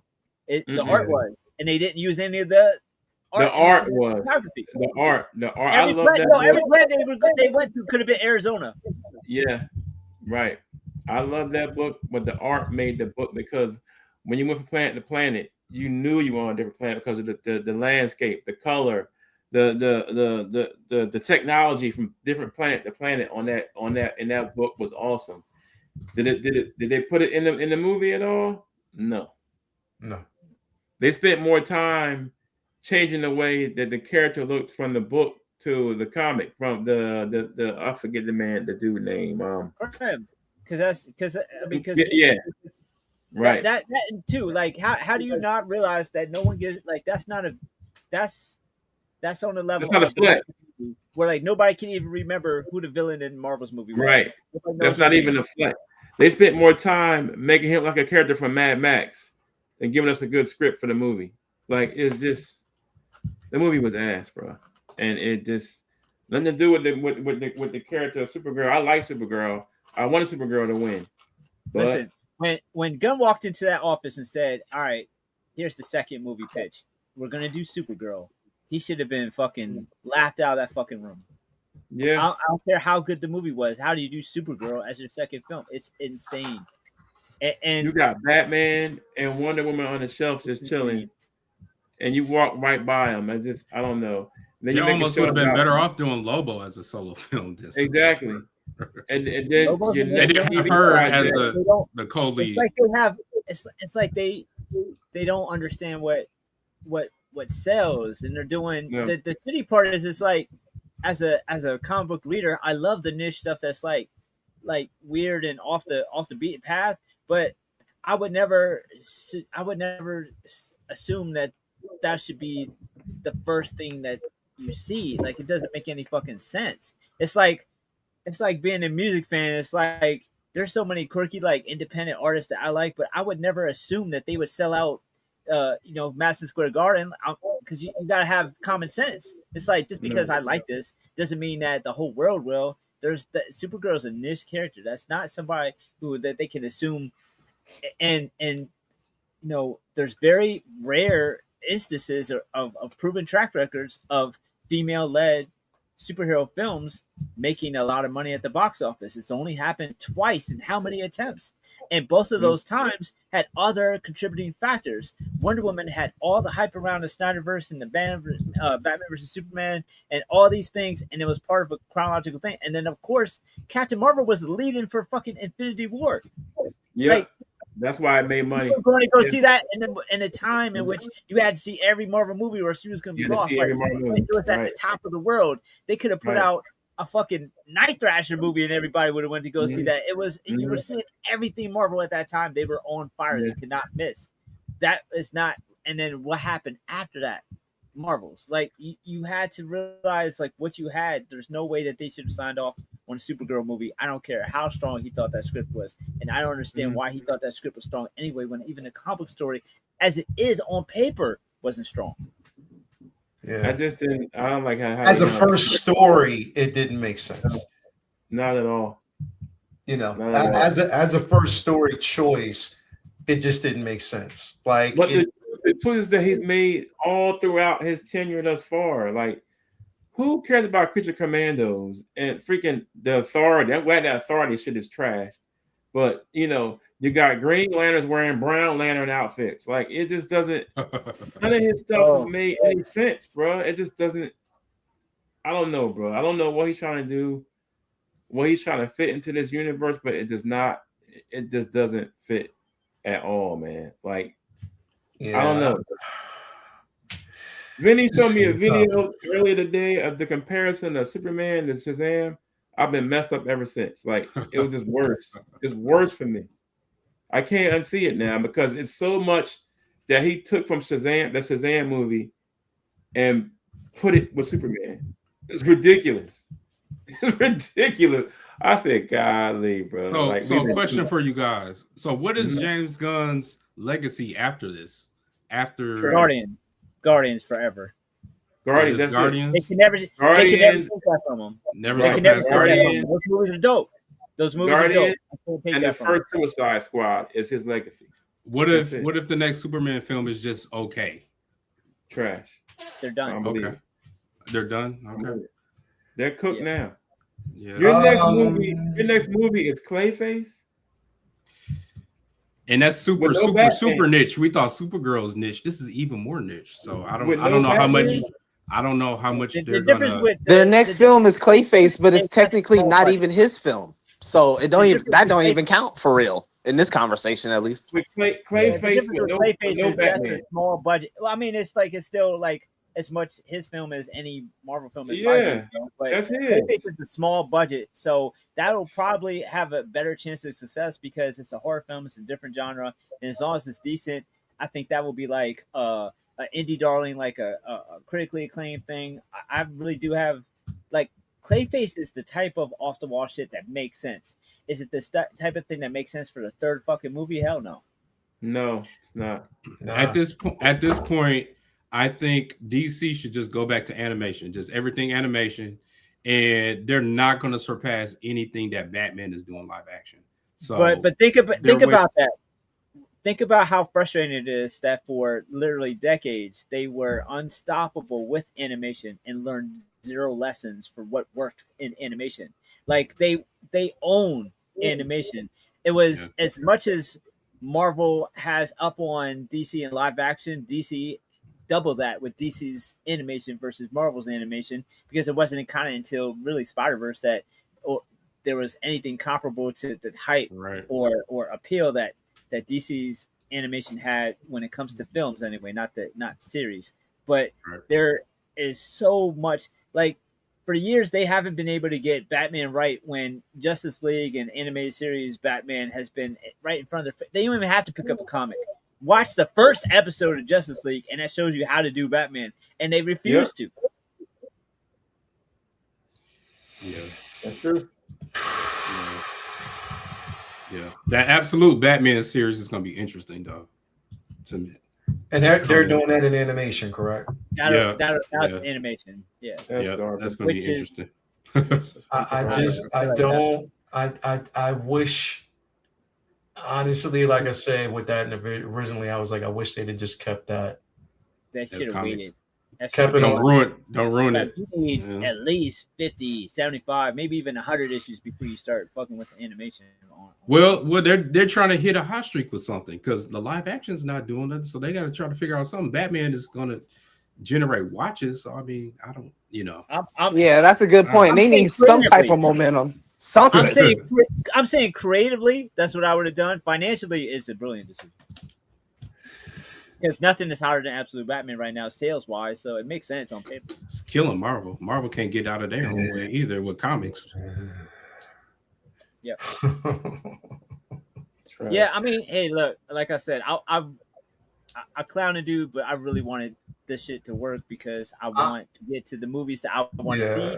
Even if Supergirl was trash or good or whatever, if these movies don't succeed, we can't get to the shit that I want to see. Like, I need this to still be around so we can get to Wonder Woman, to get to Brave and Bold, to get to the shit that I want to see in live action. Like, I don't want this shit to fail because I don't think that they'll just say, "Oh, okay, well, here's Dustin, like, come do this instead. Like, here's Sam Raimi, like, here's whoever the fuck." There's not going to just replace him with another creative who's going to come and do what he's doing. They're going to say, "Oh, they don't want to see these movies."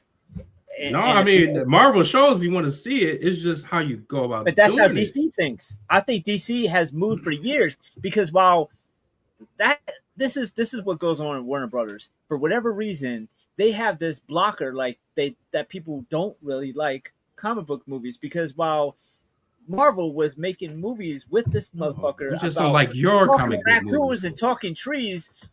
DC executives were having meetings about how can we set these people up about Wonder Woman because that wouldn't work. It's like they've had so many different all their characters. They don't think a Green Lantern movie will work. They didn't for years. They didn't think a Flash movie would work. For years and decades, they didn't think a Wonder Woman movie would work. They've been afraid of their own shadow for so many years, despite how much money that we've seen them make over at Marvel. And then when they had a chance to finally like bring that shit forward, they didn't just give it to us. They were like, we'll bring it to you under the guise of Superman, under the guise of Batman. Because we know Superman movies work. We know Batman movies work. So we'll force all them shits in through that fucking gateway. And y'all better just eat it. And then what do? They make $1 billion off of Aquaman. And do they learn their lesson that people like will go see the niche characters or the side characters if you set the shit up right and put all chess pieces in place and then actually make the movie decent? Nope. And that's when they were on their way out of the DCEU. That's when they were still actually doing all right. It was after that. They didn't learn no lessons and they just did dumb shit after dumb shit. The second Aquaman movie made $1 billion, right? No, the first did. The first one did. Yeah. The first one made $1 billion. The second one was the last movie that they did, pretty much. Right. The last DCEU movie was Ocean Master eating a roach. That's how they went out. And loving it. Yeah. This is true. This is definitely true. Here's to whatever they can actually do, and I'll just leave it there. I want to move on to this, of course. With the X-Men coming up, I thought this, basically fun because, like I said, right now with the rumors of the casting, now D23 is actually happening this weekend. So the theory is that, or I want to say, based on the D23 poster, if you haven't seen it or not, let me see if I can actually find it. The poster would supposedly have revealed, and if I can pull this up, I think this is the one here. Yeah. This poster had revealed that, let me turn this down. Yeah. That the X-Men, or at least Storm, was on this or featured on this actual poster. You can see like Spider-Man, Fantastic Four, and then Storm right there. So knowing that the X-Men, they're saying that pretty much that will probably be more of a talking point for D23. It was a lot of, the reason why we didn't get a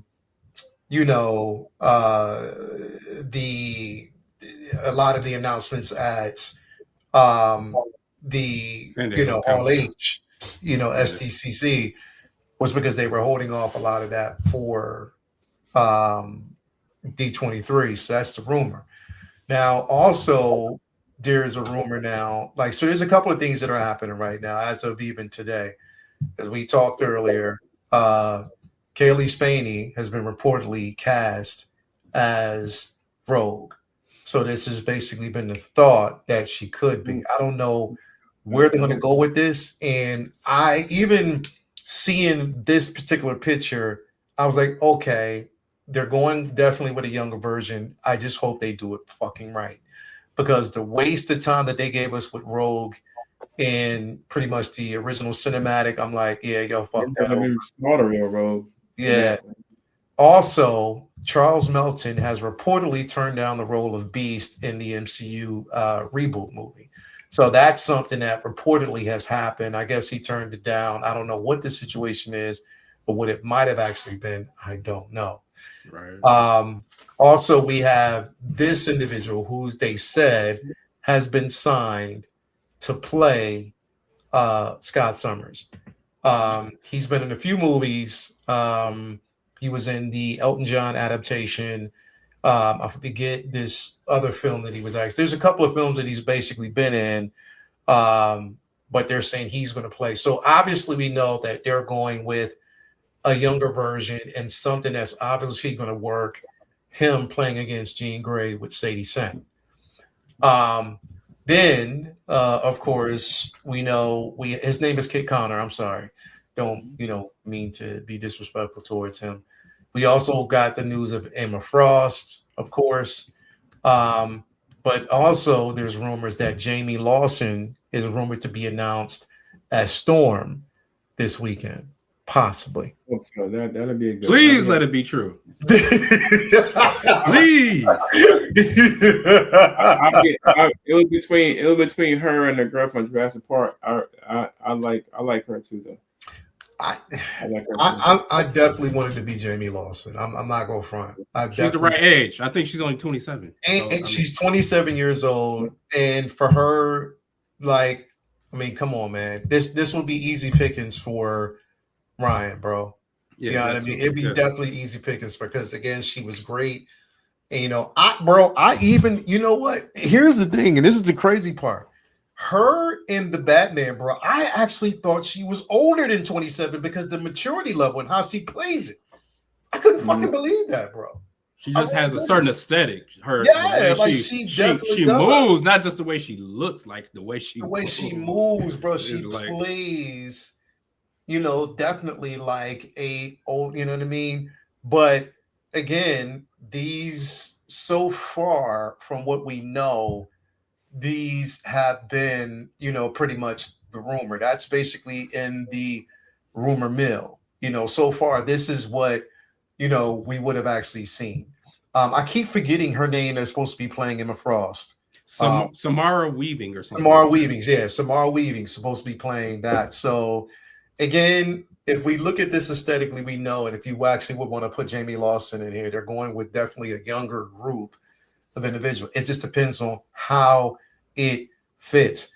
Y'all said this earlier, and I definitely believe this, that they probably knew about this Beast casting a while ago, and they're going to basically, we're still going to get it revealed, but it'll be somebody completely new. They were probably already ready for that, and they probably already had somebody in the back burner just in case that deal didn't go through. So, I believe that's probably where it's going to go. Vinny, I'm gonna start with you so far, man. What do you think about the so far casting rumors and how this looks aesthetically right now? Because here's the one thing, though, because they are going to have to definitely, because Samara Weaving is definitely older. She's in her 30s, I believe. I think mid 30s, or is she in her mid 30s? I believe. I'm not really sure. She's like 34, I think. 34 or something like that. Whereas the rest of the cast is under the age of 30. Except for, everybody else is under the age of 30. So, yeah, it depends on where they go with this. But it's definitely going to be interesting. There's definitely going to be something that's kind of interesting here with this. But Vinny, what's your thoughts on it, bro?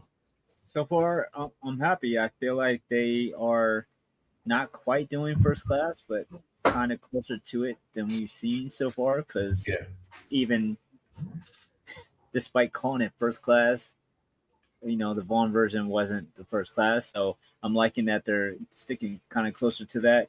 I think that the important part here is this is definitely something that they're banking on going for a long time, given the use of so many of the actors. Like a lot of these actors have baby faces and look like they could play young, young men and women for a long time to come. Like it's going to be a very long time. Like that Kit Connor kid looks like, he could still be in high school, and Sadie clearly still does.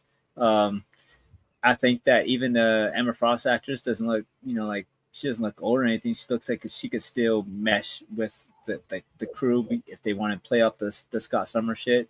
I think that the cast so far is, just fine by me. I like that there's no big controversial names that people will pick apart based off their other roles that people know them as.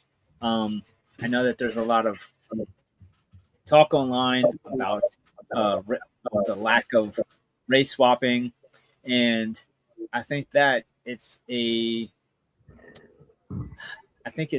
very slippery slope and very well thought out decision that I'm sure they did not take lightly. And I think that there's also sometimes we have to look at priorities, because if it's going to make sense, they're gonna do it. But if it's just to do it to check a box, Yeah. I think that could be a mistake too, because then now everyone is discussing that instead of the X-Men. And I feel like you can't sit here and say you don't want to recast T'Challa and then complain that you didn't make Cyclops black. Yeah. It's tricky. It's like people who have been reading this for a long time have seen how many times that made everything so messy and how few times it worked. Because for every Michael Clark Duncan was dope as Kingpin, there's 100 Michael B. Jordan was horrible as Johnny Storm. There's just Horrible. there's just so many different instances where it's not going to be what you think it's going to be. It's just going to backfire, and then everything is now about this instead of your movie. And I think that they're very interested in making this work because they've seen how poorly received so many of the other X films were, and especially in my opinion. I dislike most of them, and I really want them to try to, knock it out of the park here. The Charles and Xavier casting, a lot is going to hinge upon that. A lot is going to hinge upon Wolverine and Storm casting. Yeah. But in my opinion, there is a lot of casting like that doesn't even need to happen for this first movie. Like, we don't need, like, even if they didn't do Wolverine in the first movie, I think that's a risk worth taking because that's not somebody who's there at the beginning. That's somebody who, and they could even satiate that.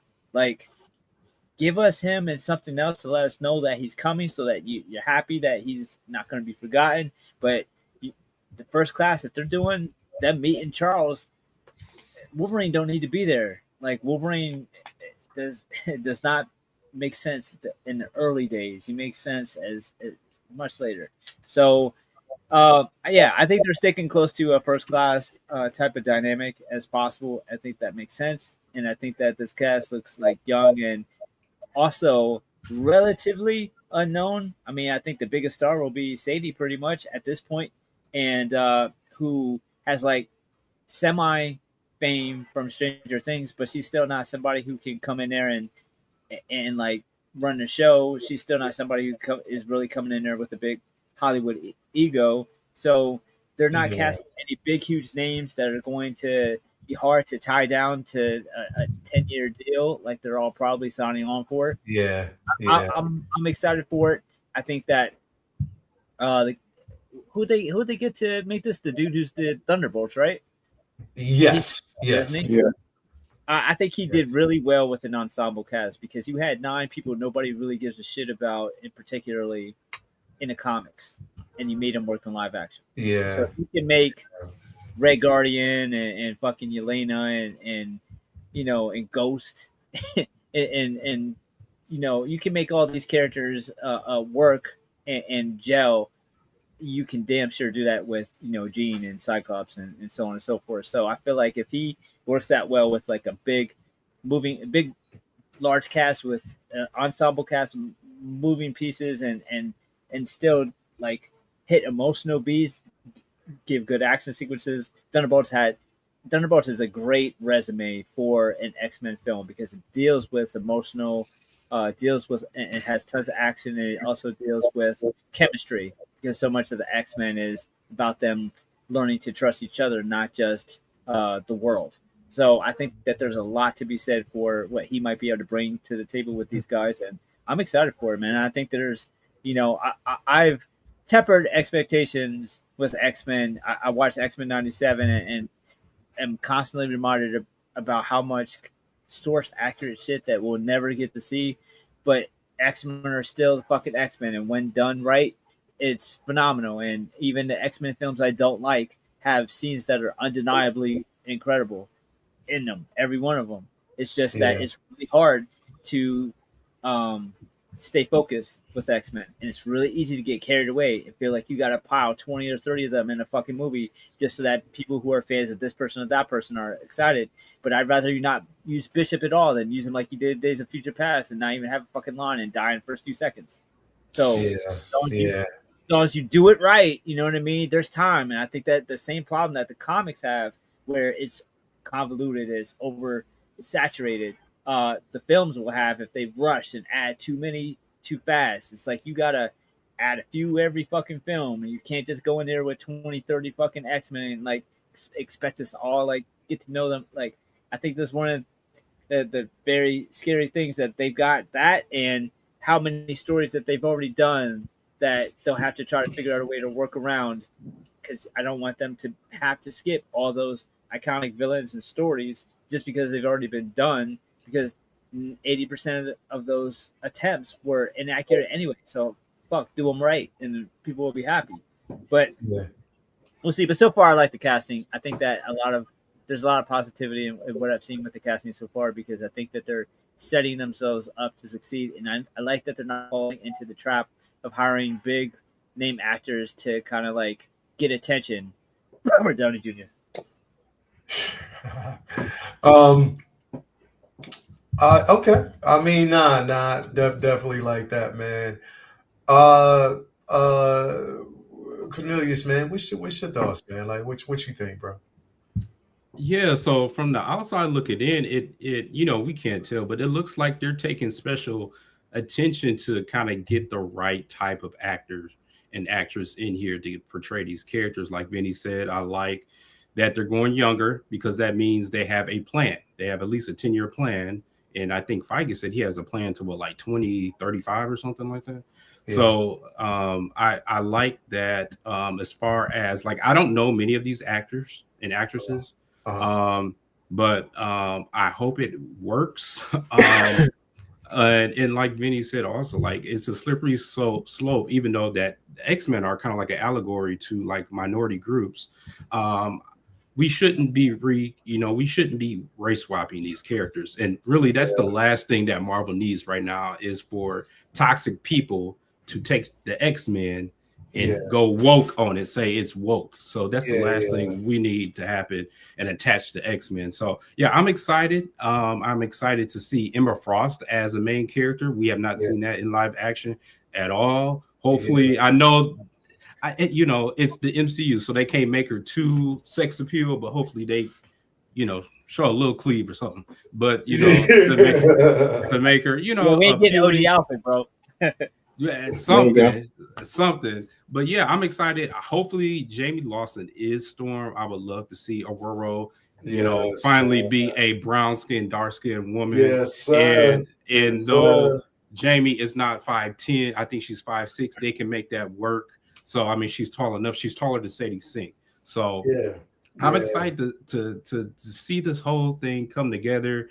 And again, Vinny made another good point, because I had a little trepidation about the director for the Thunderbolts, and I was like, I don't know how he's going to do it. But you made good points about him having an ensemble cast, and he's doing a great job of storytelling, and then that emotional pull between Sentry and Yelena. So I mean, that dynamic is probably going to work between Scott and Jean. So I mean, that's great. The only thing, look, I don't want them to make Storm a mammy, like, because Scott and Jean look a little bit younger, and then Jamie, if Jamie is Storm, Jamie has a little bit of a mature type of. She definitely has a mature personality, essence to her. So I don't want that. I don't want that to be a thing at all. But yeah, I'm definitely excited. I want to see who's going to be playing Magneto. I want to see if Adam Driver is really attached to this project. Is he Mr. Sinister? Is he William Stryker? Is he Magneto? I'm excited to see that at D23. So yeah, I'm ready for it. Hell yeah, bro. I just love how it's just the beginning of their. And I have to word this because it sounds weird, but you just know the story and you love their story. But this is the beginning of their persecution. What you saw in Brand New Day is really going to be the beginning of their persecution in a way that I don't think has been shown before in terms of um, when mutant kind is first exposed to humankind. Um, is it, the X-Men, or is it just the Brotherhood who are getting the bad press? Usually, in my mind's eye, it's always been the Brotherhood. Yes, the X-Men will make a few mistakes, but the Brotherhood is always messing up the public relations. So I'm really interested to see how they really nail that sense of like persecution going Yeah. forward from what we saw here in Brand New Day. Yeah. It's so important, right, Bloom? Because I think that it's people are so shocked of how they depict Jean, but it's like there it has to be more than just that the villains use their powers in these fucked up ways. It has to be that so many regular ass people who are just fucking people who fuck up are mutants who, because it's not like just superheroes who, like Scarlet Witch blowing up the building trying to stop Yeah. the terror. You have so many mutants who are just dangerous, have no idea how to use their powers, and that is going to spill over in so many different ways that are Sokovia was decades ago, Vinny, right? Sokovia was decades ago. The Battle for New York, decades ago. yeah. There hasn't been anything recent to remind the people, the humankind of 616, that there's a threat imminent. And there's no better way to get people scared by showing a scared 19-year-old Hold not on, having any hold on. control of their powers Hold on, and I just forgot. smoking shit. I forgot about that end scene in Brand New Day. I forgot about that while talking about this. Jean, that her power scale, and this is her just now leveling up. So yeah, I think that's going to be pivotal moving forward. People gonna see, it was a little girl gonna be- that didn't I'm have gonna be control so- of her powers and I'm had a gonna be whole so excited. island. I'm A gonna be whole so island excited fucked up. Oh to see yeah. the power scale and how they make that work. Peter's sure. going to get blamed for the inhibitor collars too. Oh yeah. And then now you got that chick who did all that Avengers versus X-Men. showing up. Avengers versus You got her X-Men. showing up and doing press tour and like fighting people in Central Park next week, and it's like, okay, so now we're supposed to trust you because now Magneto's on the other side of the park. Nah, Yeah. bitch, we remember what you did. Like, Yeah. It's gonna be crazy. there is like for many years the beauty of the X-Men I guess fear of mutants. It's so it's sometimes it's written like They have to do that, Vinny, Horrible. where it's like the Like, connective like- tissue in the sense of like, hey Gene, beautiful thing you is- remember when you like had Staten Island on 10? Well, Exactly. the next day The somebody beautiful thing fucking is- jumped me and they beat the shit out of me because they knew I was a Yeah. mutant. The Like beautiful thing there is like, has wait, to be no, we repercussions really for should. her. We really should be watching these motherfuckers and what they're doing. They are blowing Yeah. up shit just by existing. Like, it's not exactly the same as putting Jewish people on a registry or black people on the list. Like, that is clearly wrong. But these are people who literally are living weapons and dangerous. So you can't just say, "Oh, yeah, but we live in Xavier's house, and of course we ain't." Nah, there's too many instances in which X-Men really did deserve to be, looked at and feared. So there's so many, and not just the Brotherhood of Evil Mutants, not just Mr. Sinister. It's not as black and white. There's so many mutants who have earned that fear that it makes sense that there's going to be even heroes who perpetrate that same fear. Because Rogue, look at how many mutants, including Rogue and I'm excited to see Scarlet Rogue Witch for sure. and Quicksilver. Like, so many of them started off as villains and did evil ass shit and then flip sides. So these aren't people who are all just always super perfect, and it's not fair. Like, why would you? Nah, it's not like Spider-Man, who's always constantly trying to help somebody, and then J. Jonah Jameson is just has a vendetta against them. These are people who are honestly like millions of people, and it could be anybody. So it's not like a specific group like the Avengers. We gotta be a part of the team. These are kids who literally could just be like waking up one morning and toxins are coming out of their body and their mass, their Right. weapons of mass destruction, and they need to be put down or put in somewhere safe, like werewolves, because who have no control of what.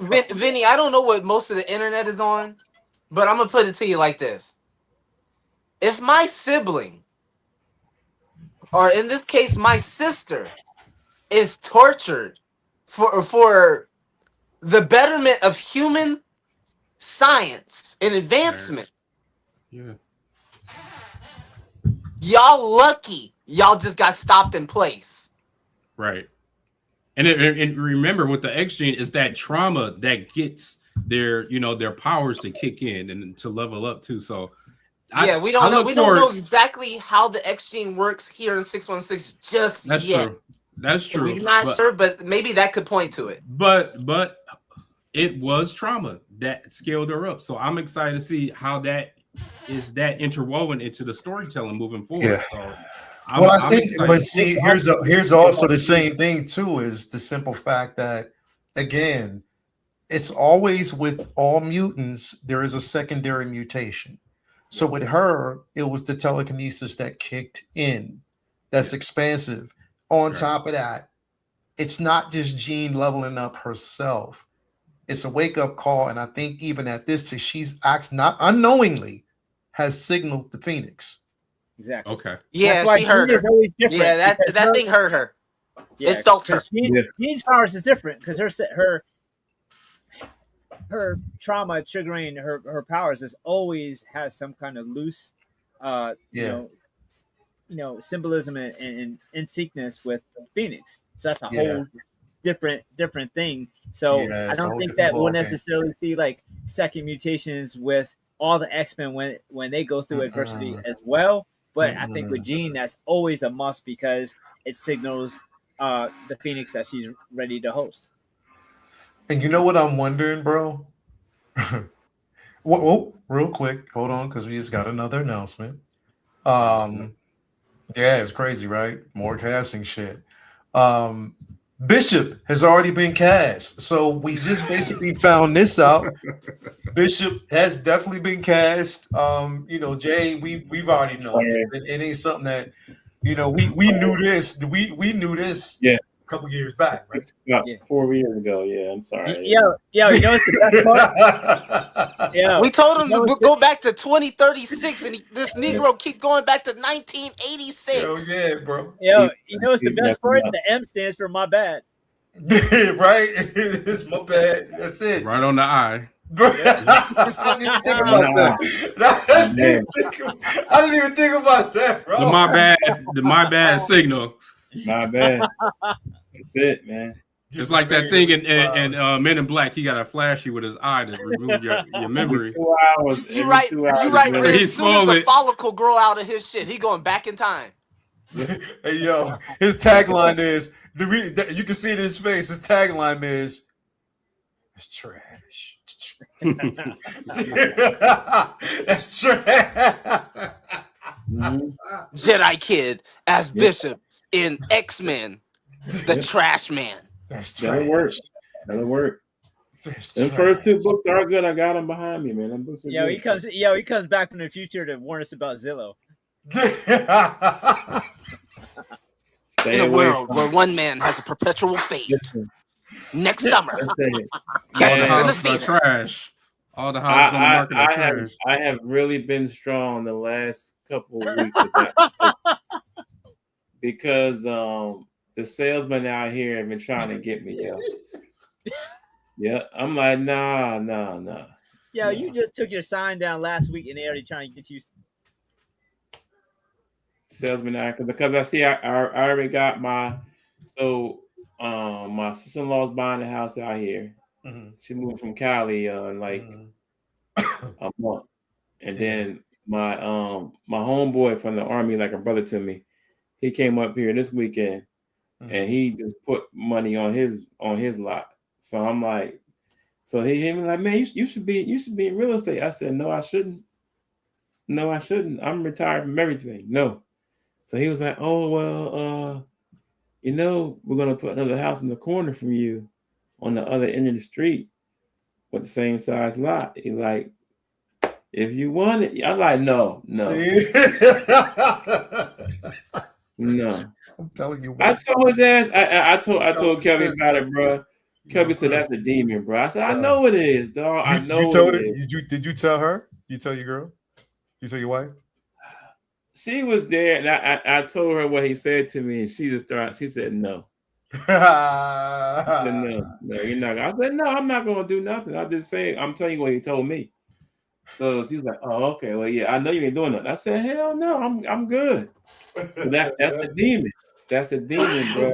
They're trying to get me, dog. Hell Like, yeah. like Hell yeah. on the other end of the street, same street. What you think? What you think though? What you think about the casting rumors, bro? Where are you at with this? Days of I'm Future loving Trash 2. everything. I'm loving everything except for I wanted to see dude play Beast though. I think he would have been a good Beast. I'm kind of upset about that. But everything else casting wise, I'm pretty good with. You got my cousin Ricky out there. He about 350. He got a nice little beard. You know, he a That's it. unit. You get my That's it. cousin Ricky out there. Remember? But Yeah. the chick Sadie Sink, man, I had my reserves about her until I saw her in Spider-Man. Hills. Same. And bro, Yeah. she blew it away, man. She Like she did, definitely bro. killed it, man. Like she's my new Jean now, bro. Like seeing her use the same powers that Charles did in Logan, Yeah. but just on a different scale. Yeah. I was like, oh man, this Pimp Juice, this can is- I make an early prediction for Sadie? yeah. I think that that generation that's growing with her will Yeah. look at her like how we look at Anne Hathaway. Yeah. That's where I Hey, see her I can see trajectory, her career trajectory I can of see just that. like hits, great Yeah. acting, just being a part of just got a great agent Mhm, in the right roles at the right time, propelling a Mm-hmm. great career. I could see that for her.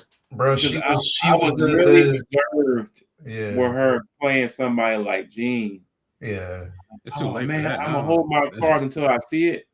And man, bro, she just Killed it. She murdered it, bro. every part of her scenes or every part of her acting prowess just came through the screen, and she gave Now the it. excitement of Pimp Juice is to see if this Cyclops kid can keep up with her. Yeah. Dude, That's the excitement. what's his name? Kit some? I hope so, bro, because he don't. I don't know. I'm not mad at the casting. I just didn't see it going to him. He's in a really a show called Heartbreakers Yeah. that seems to really have like Gen Z in a chokehold right now, and they really love him there. I have to go and check some parts out, but just from what I've seen, just the look of what he's doing in there, you could see it. But he's definitely gonna have to like, we're gonna need that like, all right, team, here's the plan, and then we're gonna have to be like, as an audience, and even them on screen are gonna have to be like, man, that's some crazy ass shit, Cyclops. I'm in. It's got to be like that. Yeah. Because seeing the OG Cyclops back on the screen with the freaking suit on, bro, you're gonna have to top that, man. Like, Hey, you're gonna- with James you gotta- Morrison yeah. and Doomsday, we gotta have Famke. Got to have a cameo. I gotta see Famke, please. Yeah, But yeah, I digress. yeah.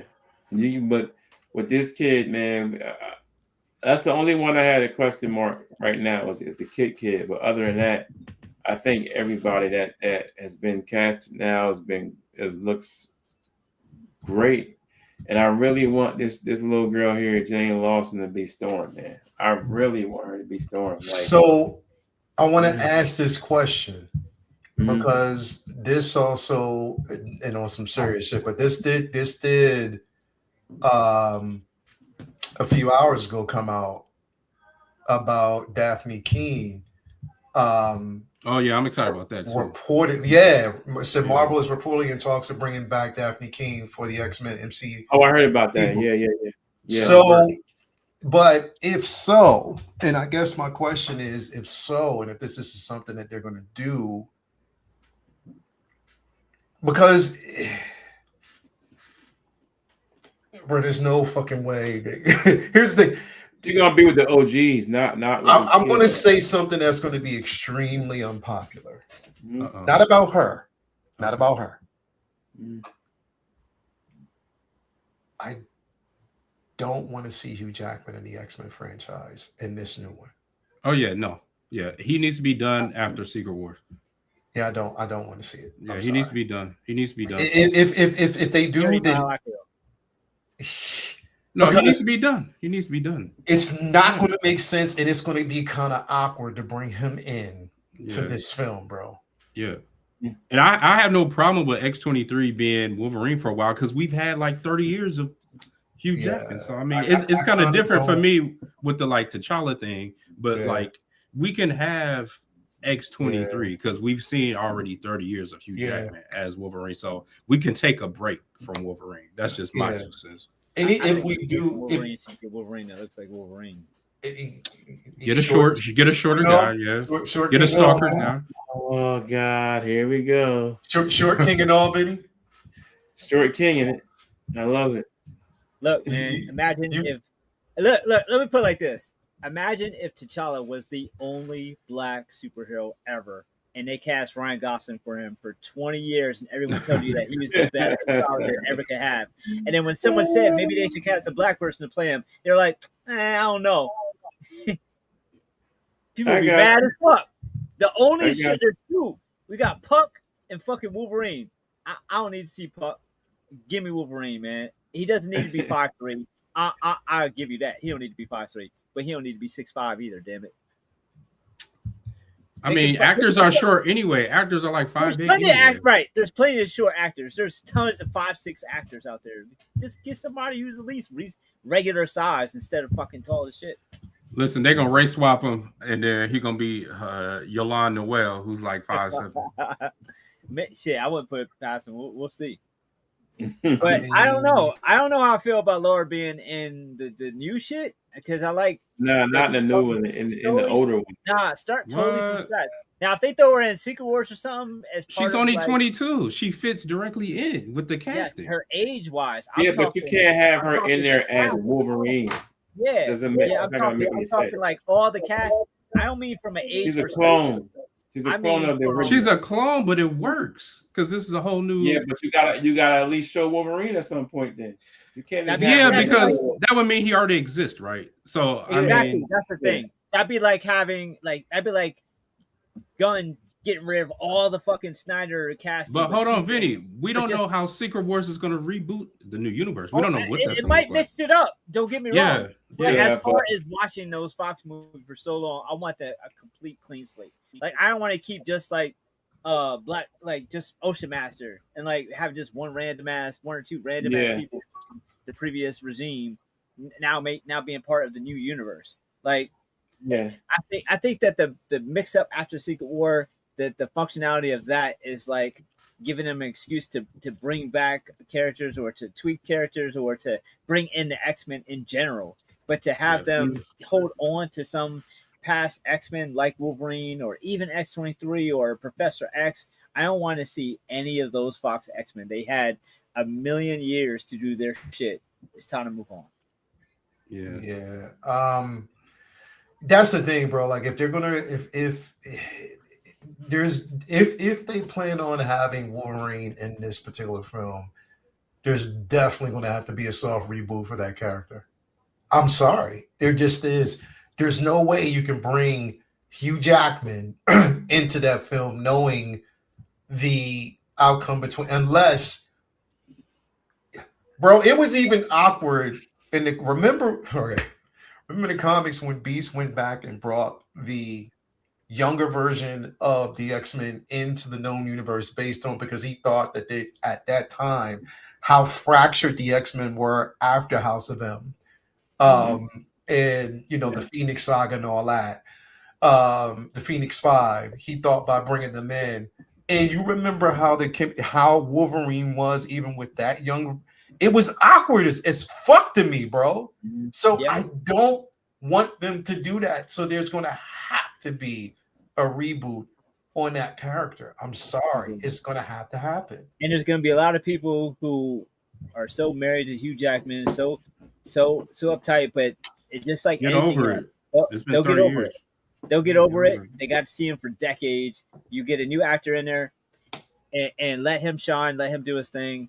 And then maybe you could even do something that would set it apart from the other X-Men cast. Like, I don't know, maybe something cool, like give them their comic accurate suits. Oh, wait, never mind. Oh, but then again, it's rumored that there's gonna be another Deadpool movie, so Hugh might be sticking around. Yeah, let him do the Yeah. Deadpool shit. Let him do the Yeah. Deadpool movies and have it be some Elseworlds. What if like He'll fourth be in wall that. over there shit? Keep him out. Keep him away from this. Yeah, yeah. That's just the way I feel in general. Keep him away from it because it's going to definitely make the most Yeah, sense. unless if it's they some did. multiversal shit. Like I don't want to see Hugh. Like when it We're comes already to doing the multiverse this, thing though. right? But I'm just talking about like a specific movie. Like the Deadpool stuff is really cool. When it's like I should say it better like this. When it's a more self-contained stuff, I'm Right. cool with seeing like Hugh. Oh, yeah, happy for a hype. But when we're talking about like building this new X-Men universe, like just keep as far away from that as possible. Even Laura, X-23, they'll have to do some crazy gymnastics, and I mean crazy, Yep. to get her to fit at least somewhat seamlessly with these folks. She's not going to fit without a Wolverine. Right, so you have to have a Wolverine. You have to like. There's just so much stuff, and you can't use because Deadpool already used it. You can't use Logan as a jump off point for that.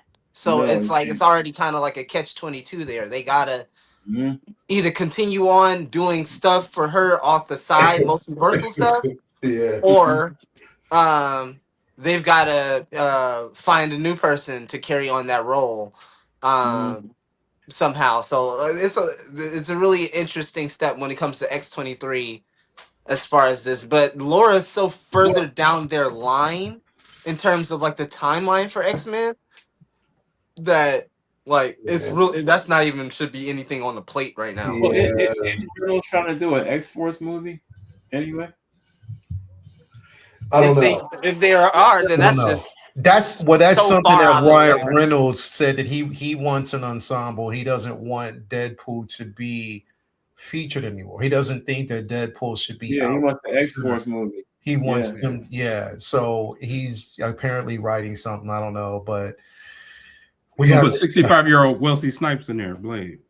That's gonna be our Blade. So you know what? I want to ask y'all something, bro. Like, what if you know what? I'm kind of glad that you brought that up, bro. Because what if Moon Knight's back too?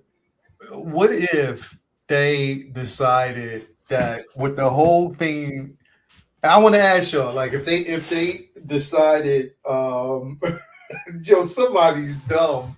What if first look is dun. Yeah.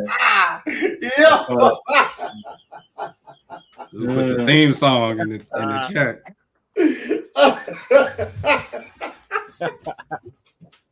I saw that. Yo, that's the yo Logan.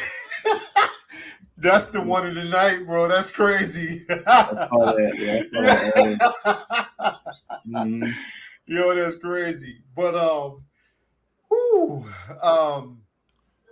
what if they brought Wesley Snipes back for Secret Wars? Would that be like They're going to bring him back to Secret Wars? Huh? They're going to bring him back. Would you think you wouldn't think that would be a reach? Nah, because he Secret needs Wars is a who's who. It's a comic book who's who. True, So. true. Everybody's but you know what? I think, like Reynolds was saying, that he deserves a Logan style send off as Blade, and then you can just go ahead and recast whoever you want to recast as Blade after the fact. Yeah, just give him a special. Give him like a 50-minute special. Yeah, he deserves it. He Gonna be fighting like 50 niggas, right? And then all of a sudden Morbius gonna come behind him and just like bite that nigga head off, and then that is gonna be the end. He was in a cutscene from the original movie. Morbius was in the original movie. They got. But that probably would be cool to get some type of like send off for Blade there, and I think that would be a cool endpoint for them. Yeah, have him die in Secret Wars. But do that. it's only a drop in the bucket when it comes to that whole Blade conversation and the greater conversation that goes around that. So that's so great. Like, so not even on like how we were talking about last week, just on a business professional level, that is so bogus. Like, I've never, and I think even his agent came out and said like that is the craziest thing she's ever witnessed professionally. Yeah. But with the whole Mahershala Ali. Yeah. Yeah, that. That's that Marvel trend right now, baby. Browns can get cut.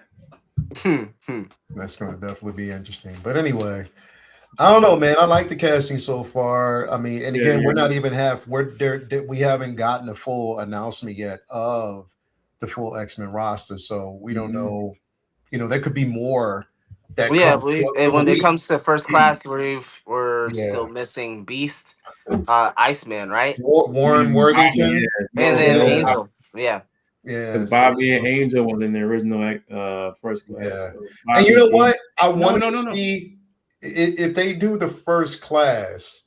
It's Gene, Scott, Beast, Bobby and, Bobby, and Beast. and yeah, was it And Warren? Angel. Warren is there, yeah, Warren Angel. Yeah, Worthington. Warren's Angel. Yeah, yeah. But I want to see him honestly, bro. I want to see him as Angel first, Yeah, as Yeah. Scott Angel, Justin. Yeah. just as Angel first. Because there's a lot you could do with it now. Him flying around, I mean, everybody gonna be like, "Well, all he's gonna do is fly They're gonna have around." to do it differently because Yeah, that scene is one of the better portions of that whole yeah, trilogy, right? yeah, So it's been done before on the big screen, and it's something that people remember. So they'll yeah. definitely do a crossover there. We'll just have to see Now, what that Warren that looks like. Worthington ain't no slouch. Like people No, think that the Angel and Joker's a slouch, and he is not. They try to give him all the props when he got turned into Archangel, but when Angel was Angel, Angel was a beast. Yeah. So Athletic. He can brawl too. he can brawl. So He it's can like, brawl too. You know what I mean? yo, So there's a lot that kind I of want goes to into see that. that. Because I he would was want to see that. also he was taught hand-to-hand combat in general. Yep. Even because what was it? He was also taught, oh, bro, I wish they would do it, but they're not. But anyway, I mean, remember they he was was nice taught, until they ran into to them niggas from the Shiite Empire. yeah. They And was all nice until remember he was a hand-to-hand combatant. He was taught by Warpath as well. Yeah.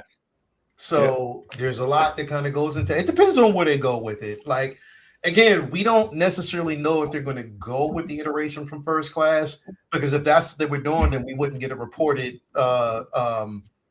casting of Storm, because she wasn't part of the first class.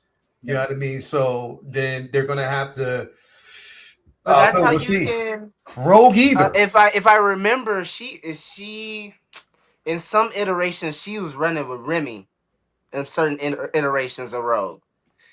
So you could have her down in New Orleans, begging and thieving, and that's how you get that. But you dark would side have, of her. if you do that though, you would have to do that in a separate film. You can't Yeah, basically you can say have that to. you're doing an X-Men film and you're putting Rogue into this, unless it's going to be a short lived, because then you're going to have to bring in. Well, could the people accept like seeing them in they're just mutants? They're out doing their thing, making mistakes, whatever, on the run, whatever have you.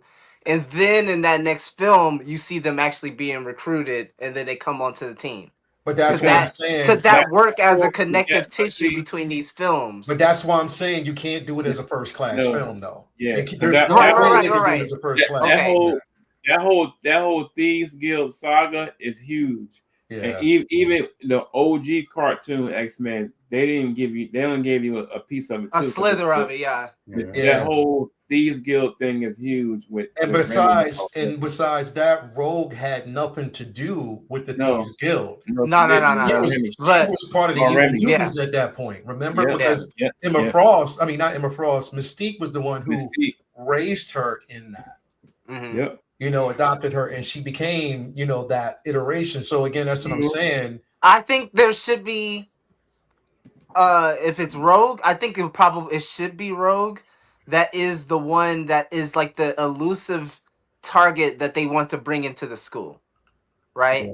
Yeah. And That I makes think sense. the movie But she's should still be Flowers. revolve around, okay, this new team building their skills together, their camaraderie up together, along with Charles, to go out and like humanely capture this person, or try to just get them to stand down and say, hey, we have resources, we have a community for you, right? Like, but how do you there's things like, I remember her first appearance, Rogue, and that was in an annual So like I'm really interested to see how they could take that portion of her in that real villain role, and Mhm. how does that the conversion to a superhero work there. I think I'm really interested. Yeah. Maybe that first film could work there in terms of you seeing other mutants that aren't a part of the team yet, you Yeah. know, building that universe of mutants, because like we're gonna need more than just like scenarios and scenes of Cerebro showing niggas. We're gonna need more than that.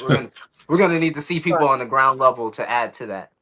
That's why I think we might even see a time jump, because I don't think that they're going to feel that First Class is enough to carry a film on their own. Yeah. Yeah, You're because right. they You know what? don't You're right. We might they get a don't time jump, feature yeah. the heavy hitters. The heavy hitters come later. So I think First Class, if I'm going to try to do that, I think that works best as a portion of a film, unfortunately, for the larger audience rather than a full film. And we got that before, right? So that's still close in terms of memory in the mind, in the audience's eye or the audience's mind. So I think that you probably just make that a section along a good chunk section of showing the growth, of showing that, and then yeah, there's some time jump there, you know, allowing them to like, all right, the skills have progressed to a way, and then here's their first challenge type thing. But yeah, that's the unfortunate part of the First Class, because although they do have some very popular mutants a part of that cast, they pale in comparison to the next cast, the next group. It's just when people say X-Men, they telling you that group. They're not talking about First Class. They might mention some First Class members, but like in the general audience eye, like that's what it's gonna be. We'll see, man. I'm just hoping this shit's good in general, bro. Plain and simple. Oh I'm yeah. hoping that they kill it. You know, so far the only good thing. I mean, there's gonna be a lot of motherfuckers watching D23 this weekend to see what they're gonna announce. Ooh. Bro, what if Vinny walks out on that stage, bro? Shit. Laugh. You know what I mean? I gotta Like, walk out with him. I'm playing Bishop. yeah. Yeah. Yeah. They said Gladiator. I'll fall out my seat. Yeah. Yeah. Hey, I'd be my like, nigga, all the it's hard work paid off. all the promoting paid off, B. That's I it. was gonna tell them to do the Super Creed, but they already took that from me, man. So can't do that. Yeah, I wonder, you know what? They will never ever address anything that has to do with secret invasions, bro. That's it. I don't know if they get back Bro. to the scroll stuff. Hell They no. gave Gaia all the powers, and then she just Yo. disappeared. Secret Yeah, Invasion bro. is so bad. I don't even want to see Mystique in this shit. No shapeshifters, period. He discriminating. He said no. Absolutely none. Like literally. That's crazy. They botched that so bad. We thought because the actors that it was going to be a good series, and Bruh. man, we were just wrong. Like, what? Hey Is yo, It Cornelius, was the Don You know what Cheadle they and fucked up Samuel for L. me, Jackson bro? scene. they fucked up for me when they fucking killed off Maria Hill. I knew it was gonna be fucked up. Oh bro. yeah, the middle, yeah. was And Yeah, then man. That was They the fucked first episode. The first They fucked episode. with me before they even started. They had AI opening. man, Yeah. Oh yeah, you're right. I remember that was like, oh, they used it. Yeah. That was like kind of really at the beginning of all of this shit we're in right now. Beginning, Woo! you're right. Yeah, that was. Yeah. I just forgot about all of Oh, that. shit, yo. Huh. Nick Fury had 3 fingers. Yeah. Yo, Cornelius, remember he used his eye scan for a secret super hidden passage, and the only thing in there was his fucking iPad? Yeah. Yeah. Why'd you have to that was hide crazy. your eye patch in a secret bunker? And then with the trailers, There wasn't guns, there wasn't nothing Look. there but an eye patch in the jacket. You needed a bunker for your Yeah. iPad? Who's trying to steal And your then- iPad? and then- man? The tombstone, his tombstone with the quote from Pulp Fiction. Yo, they put all the different mutant and superhero DNA genes in one vial. Why weren't Yeah. they separate? Yeah. Nah, bro. Like, if I had a biometric scanner, I'm definitely putting a blunt in that bitch. Shit, at least one. At least one. You know what I'm saying? Like, yeah, you ain't getting in this motherfucker. You know what I'm saying? Like, I feel him to a certain extent with the eye patch. Nah, bullshit. Vinny walks in on stage. I hope y'all all family. Dipset. Dipset. Just dip. Just that dip it? up. I will be taking autographs. Just dip. Dipset. Vinny will Anyway. return in whatever the fuck, like Wherever the fuck. Yeah. Will he return? Yeah. It's a secret. It's the secret like wars, motherfucker. Anyway, man, thank y'all for being here. Another successful show, man. I appreciate that. No barbers on the show. You know, Jason told his barber not to come out. He don't want nobody to see this motherfucker. So, you know what I mean? I'll No bring out capes. Lonnie. No capes. No capes tonight. No capes tonight. Jay, what you got going on, bro? Back to school for my baby, and I saw that, man. I saw that, bro. yeah, bro. Getting out of school in the morning, and that's it, bro. It's just doing the dad stuff tomorrow. Well, all week. Word. Definitely, Yes, sir. bro. Definitely, man. Appreciate it, man. Thanks for being here as always, bro. Always appreciate it. V, what's going on with you, man? Just same old, just working on some new pieces, getting some commissions wrapped up, and looking forward to X-Men finale on Wednesday. We'll have to talk about that. I think we have a few episodes to Bro, we got it. We're gonna dedicate Monday to that.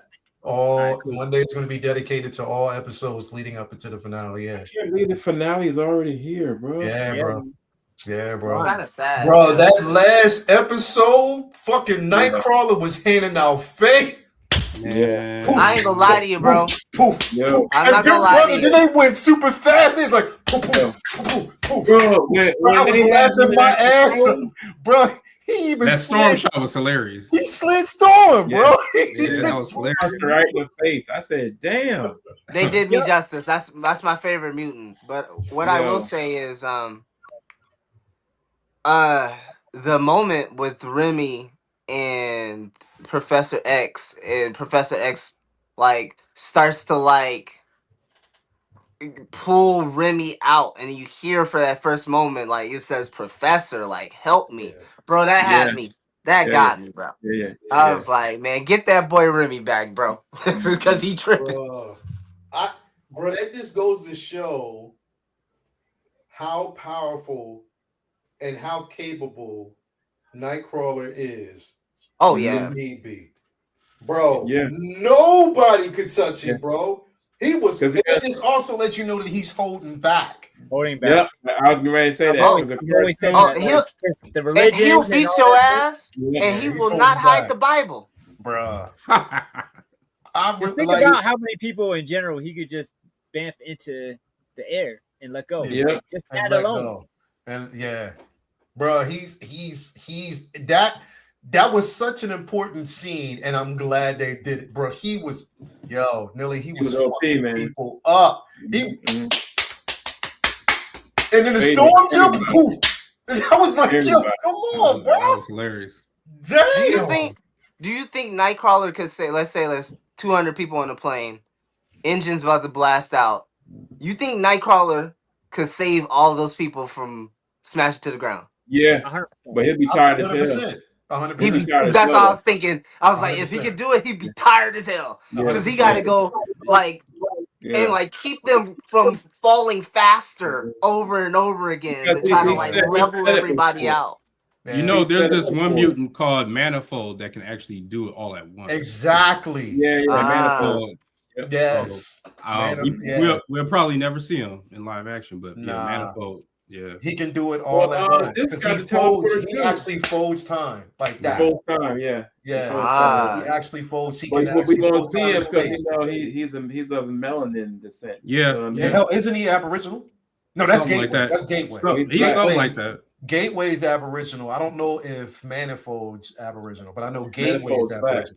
They've depicted them all kind of ways. So like, niggas. Oh hell.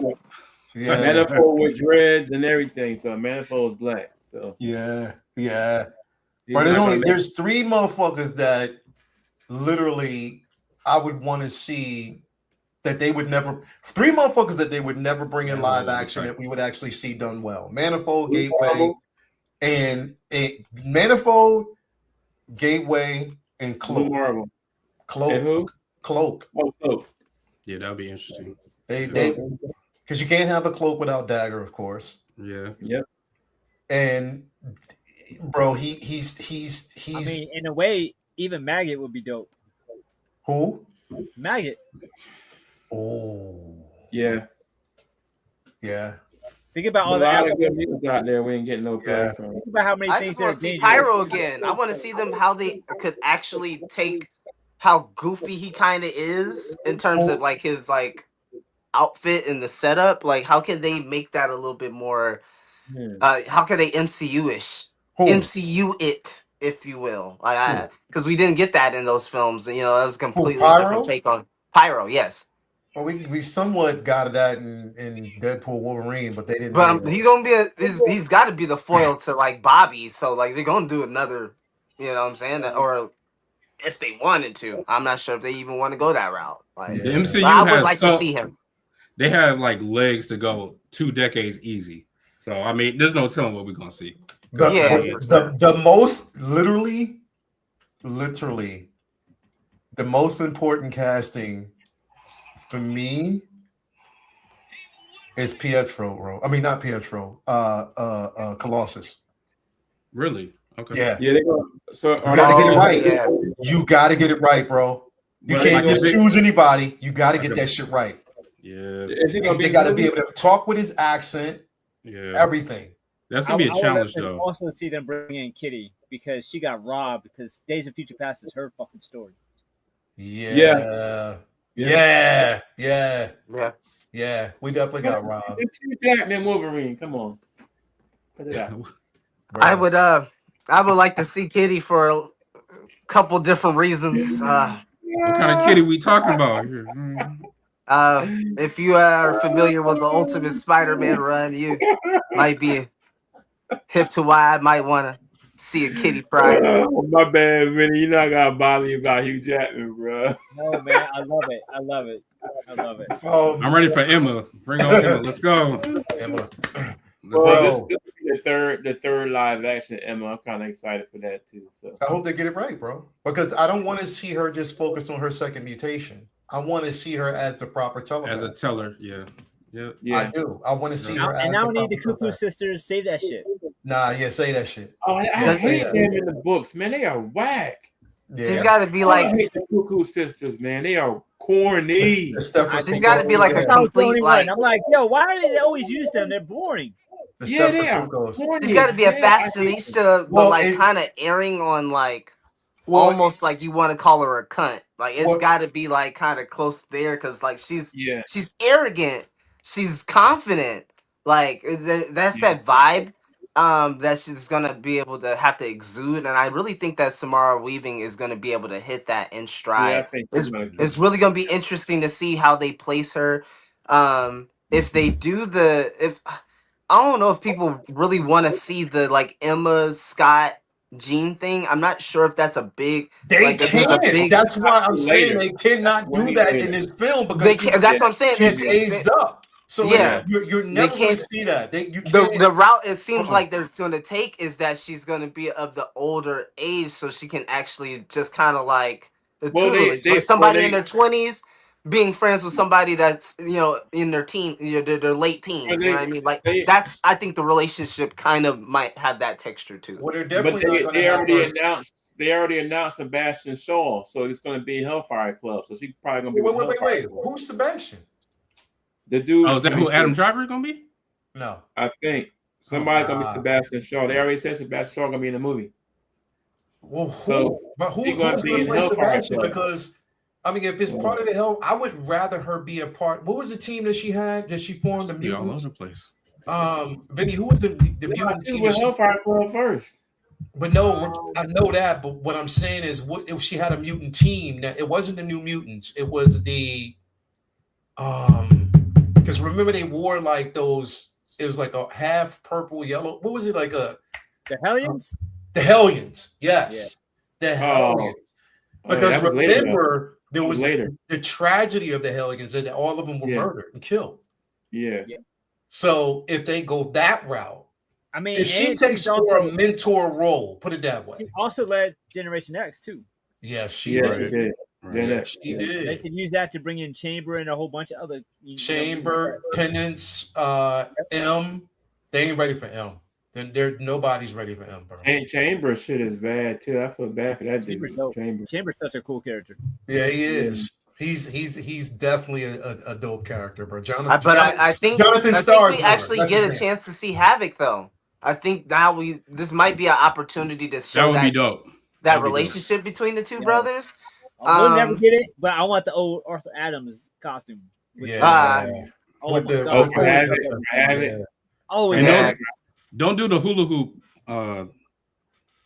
optic, not optic, but don't do the hula hoop blast. That's the one you want, Benny. That's what I want. That's the one you want. Arthur Adams. I'm old though. OG. So You I'm want old. that old Adams. Hey, Jedi Kid. Oh, they say it might be. Well, it's rumors that Adam Driver, but they did. Sebastian Shaw is going to be in the movie, Well, I thought that Adam Driver. I want him as Sinister, bro. but he keep turning down. He keep turning down Kevin Feige like over the last 7 years. Bro, if he keep doing, if I was Kevin Feige, he got more patience than me. I'd be like, "Fuck you, then." Yeah, Get rid of him. You know what? 7 So, years. he can be that because that's probably a minor role, unless he wants to be in a reoccurring role.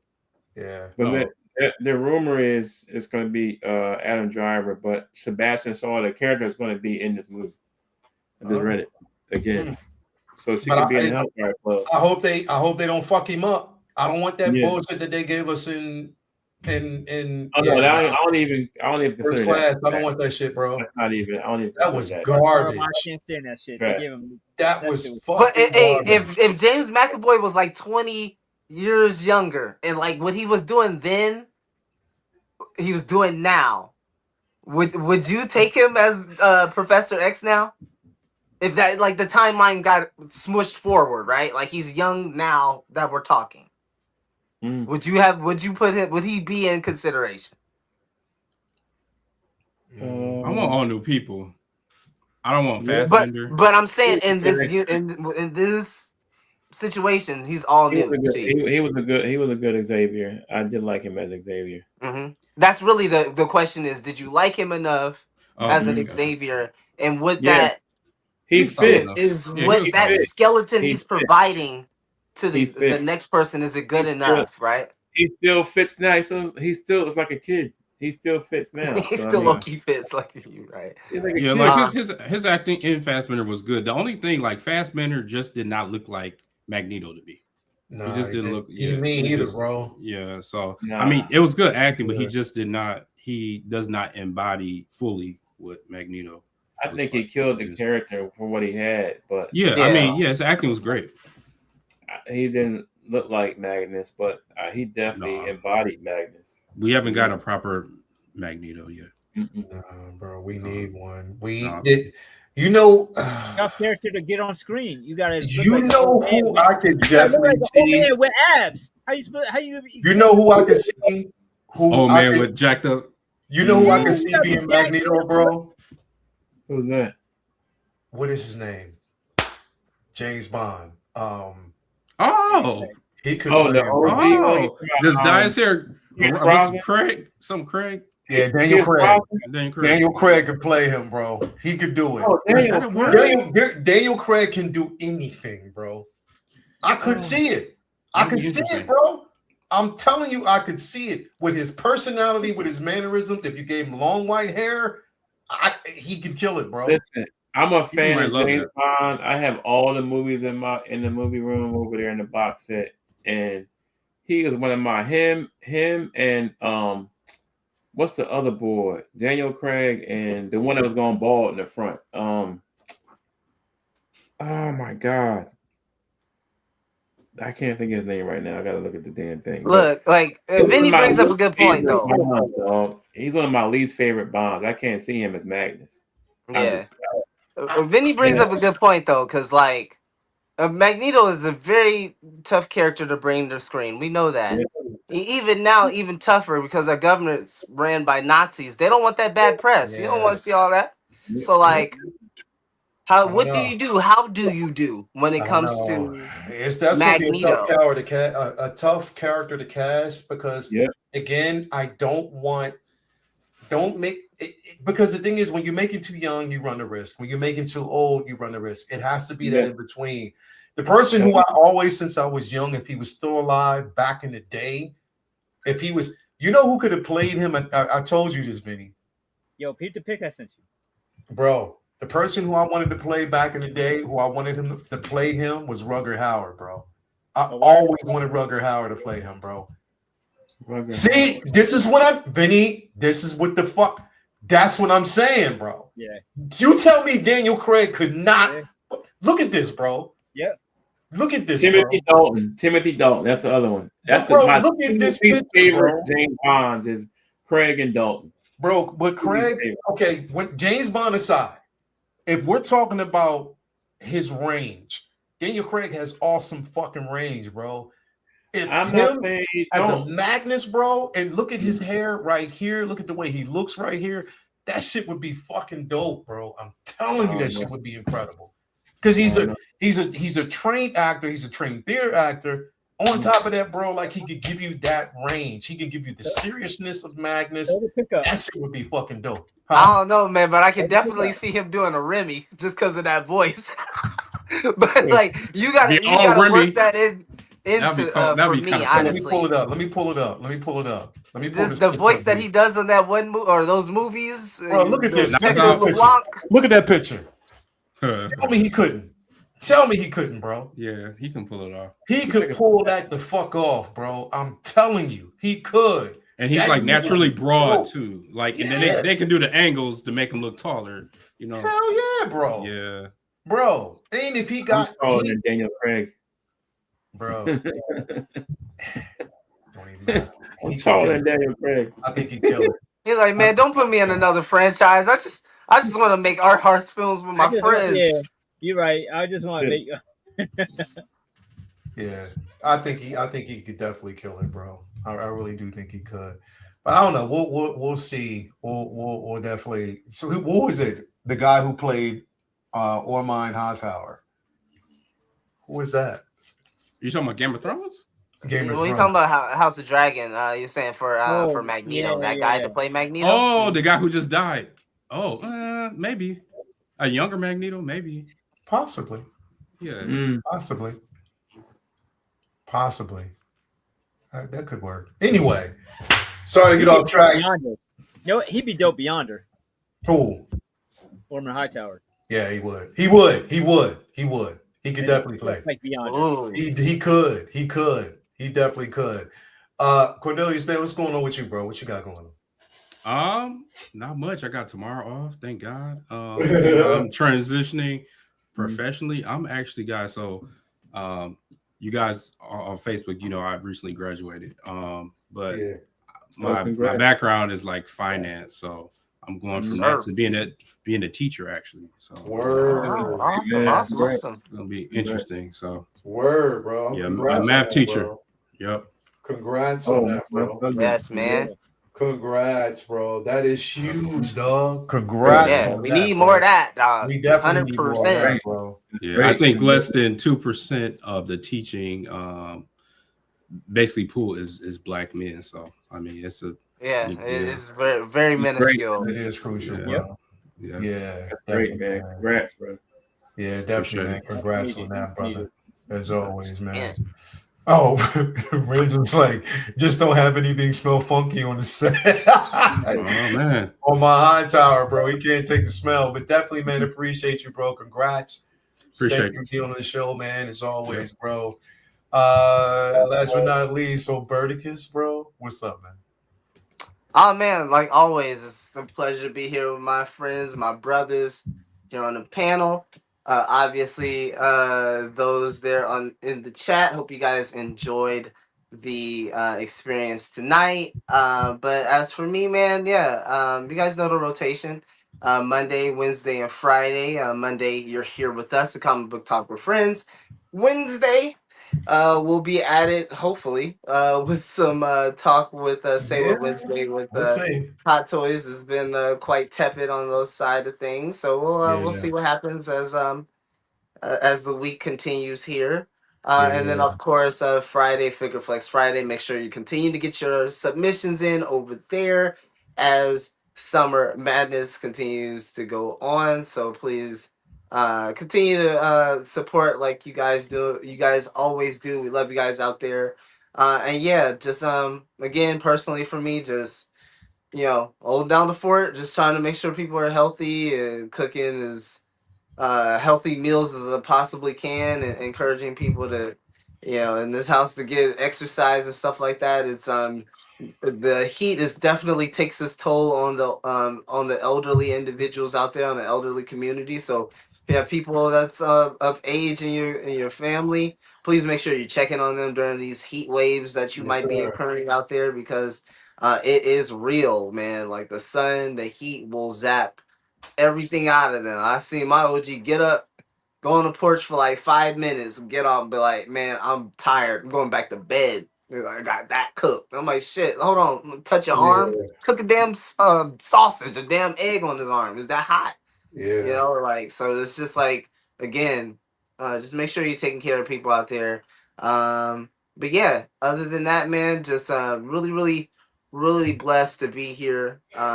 Blessed to take another breath on this planet, man, this crazy, crazy world that we live in. Yes, sir. So please continue to do what you can out there for the people that rely on you. Please continue to, whatever you do, if you're a religious person, pray. If not, please just don't be a piece of shit. Just go out there and make sure that you're, spreading goodness, you're spreading positivity out there in the world. Sometimes it might be a compliment. It may be opening the door or picking something up after somebody dropped it on accident. You never know. Things go a long way for people out there. And if you want these things to come back to you, then you got to at least try and put some input out in the world. So that's my 2 cents for you guys. You don't like it, man? Suck on me dick. Yeah. I came in on the wrong. Man, listen, everybody out there, have a great rest of your evening. We love y'all, man. Until next week with another topic. Remember, next week, Wednesday is the finale of X-Men 97. We will be talking about that and covering the last couple episodes on next Monday's show. Also, we'll be probably talking about the D23 announcements this weekend. So we just got to stay tuned for that, man. But other than that, man, peace, love, all that great stuff, everybody. Oh, shit. Sexy Red just got casted as Storm. Let's go. That's funny. Anyway, man, thank y'all very much for being here. Have a great rest of your evening. Love y'all. We out.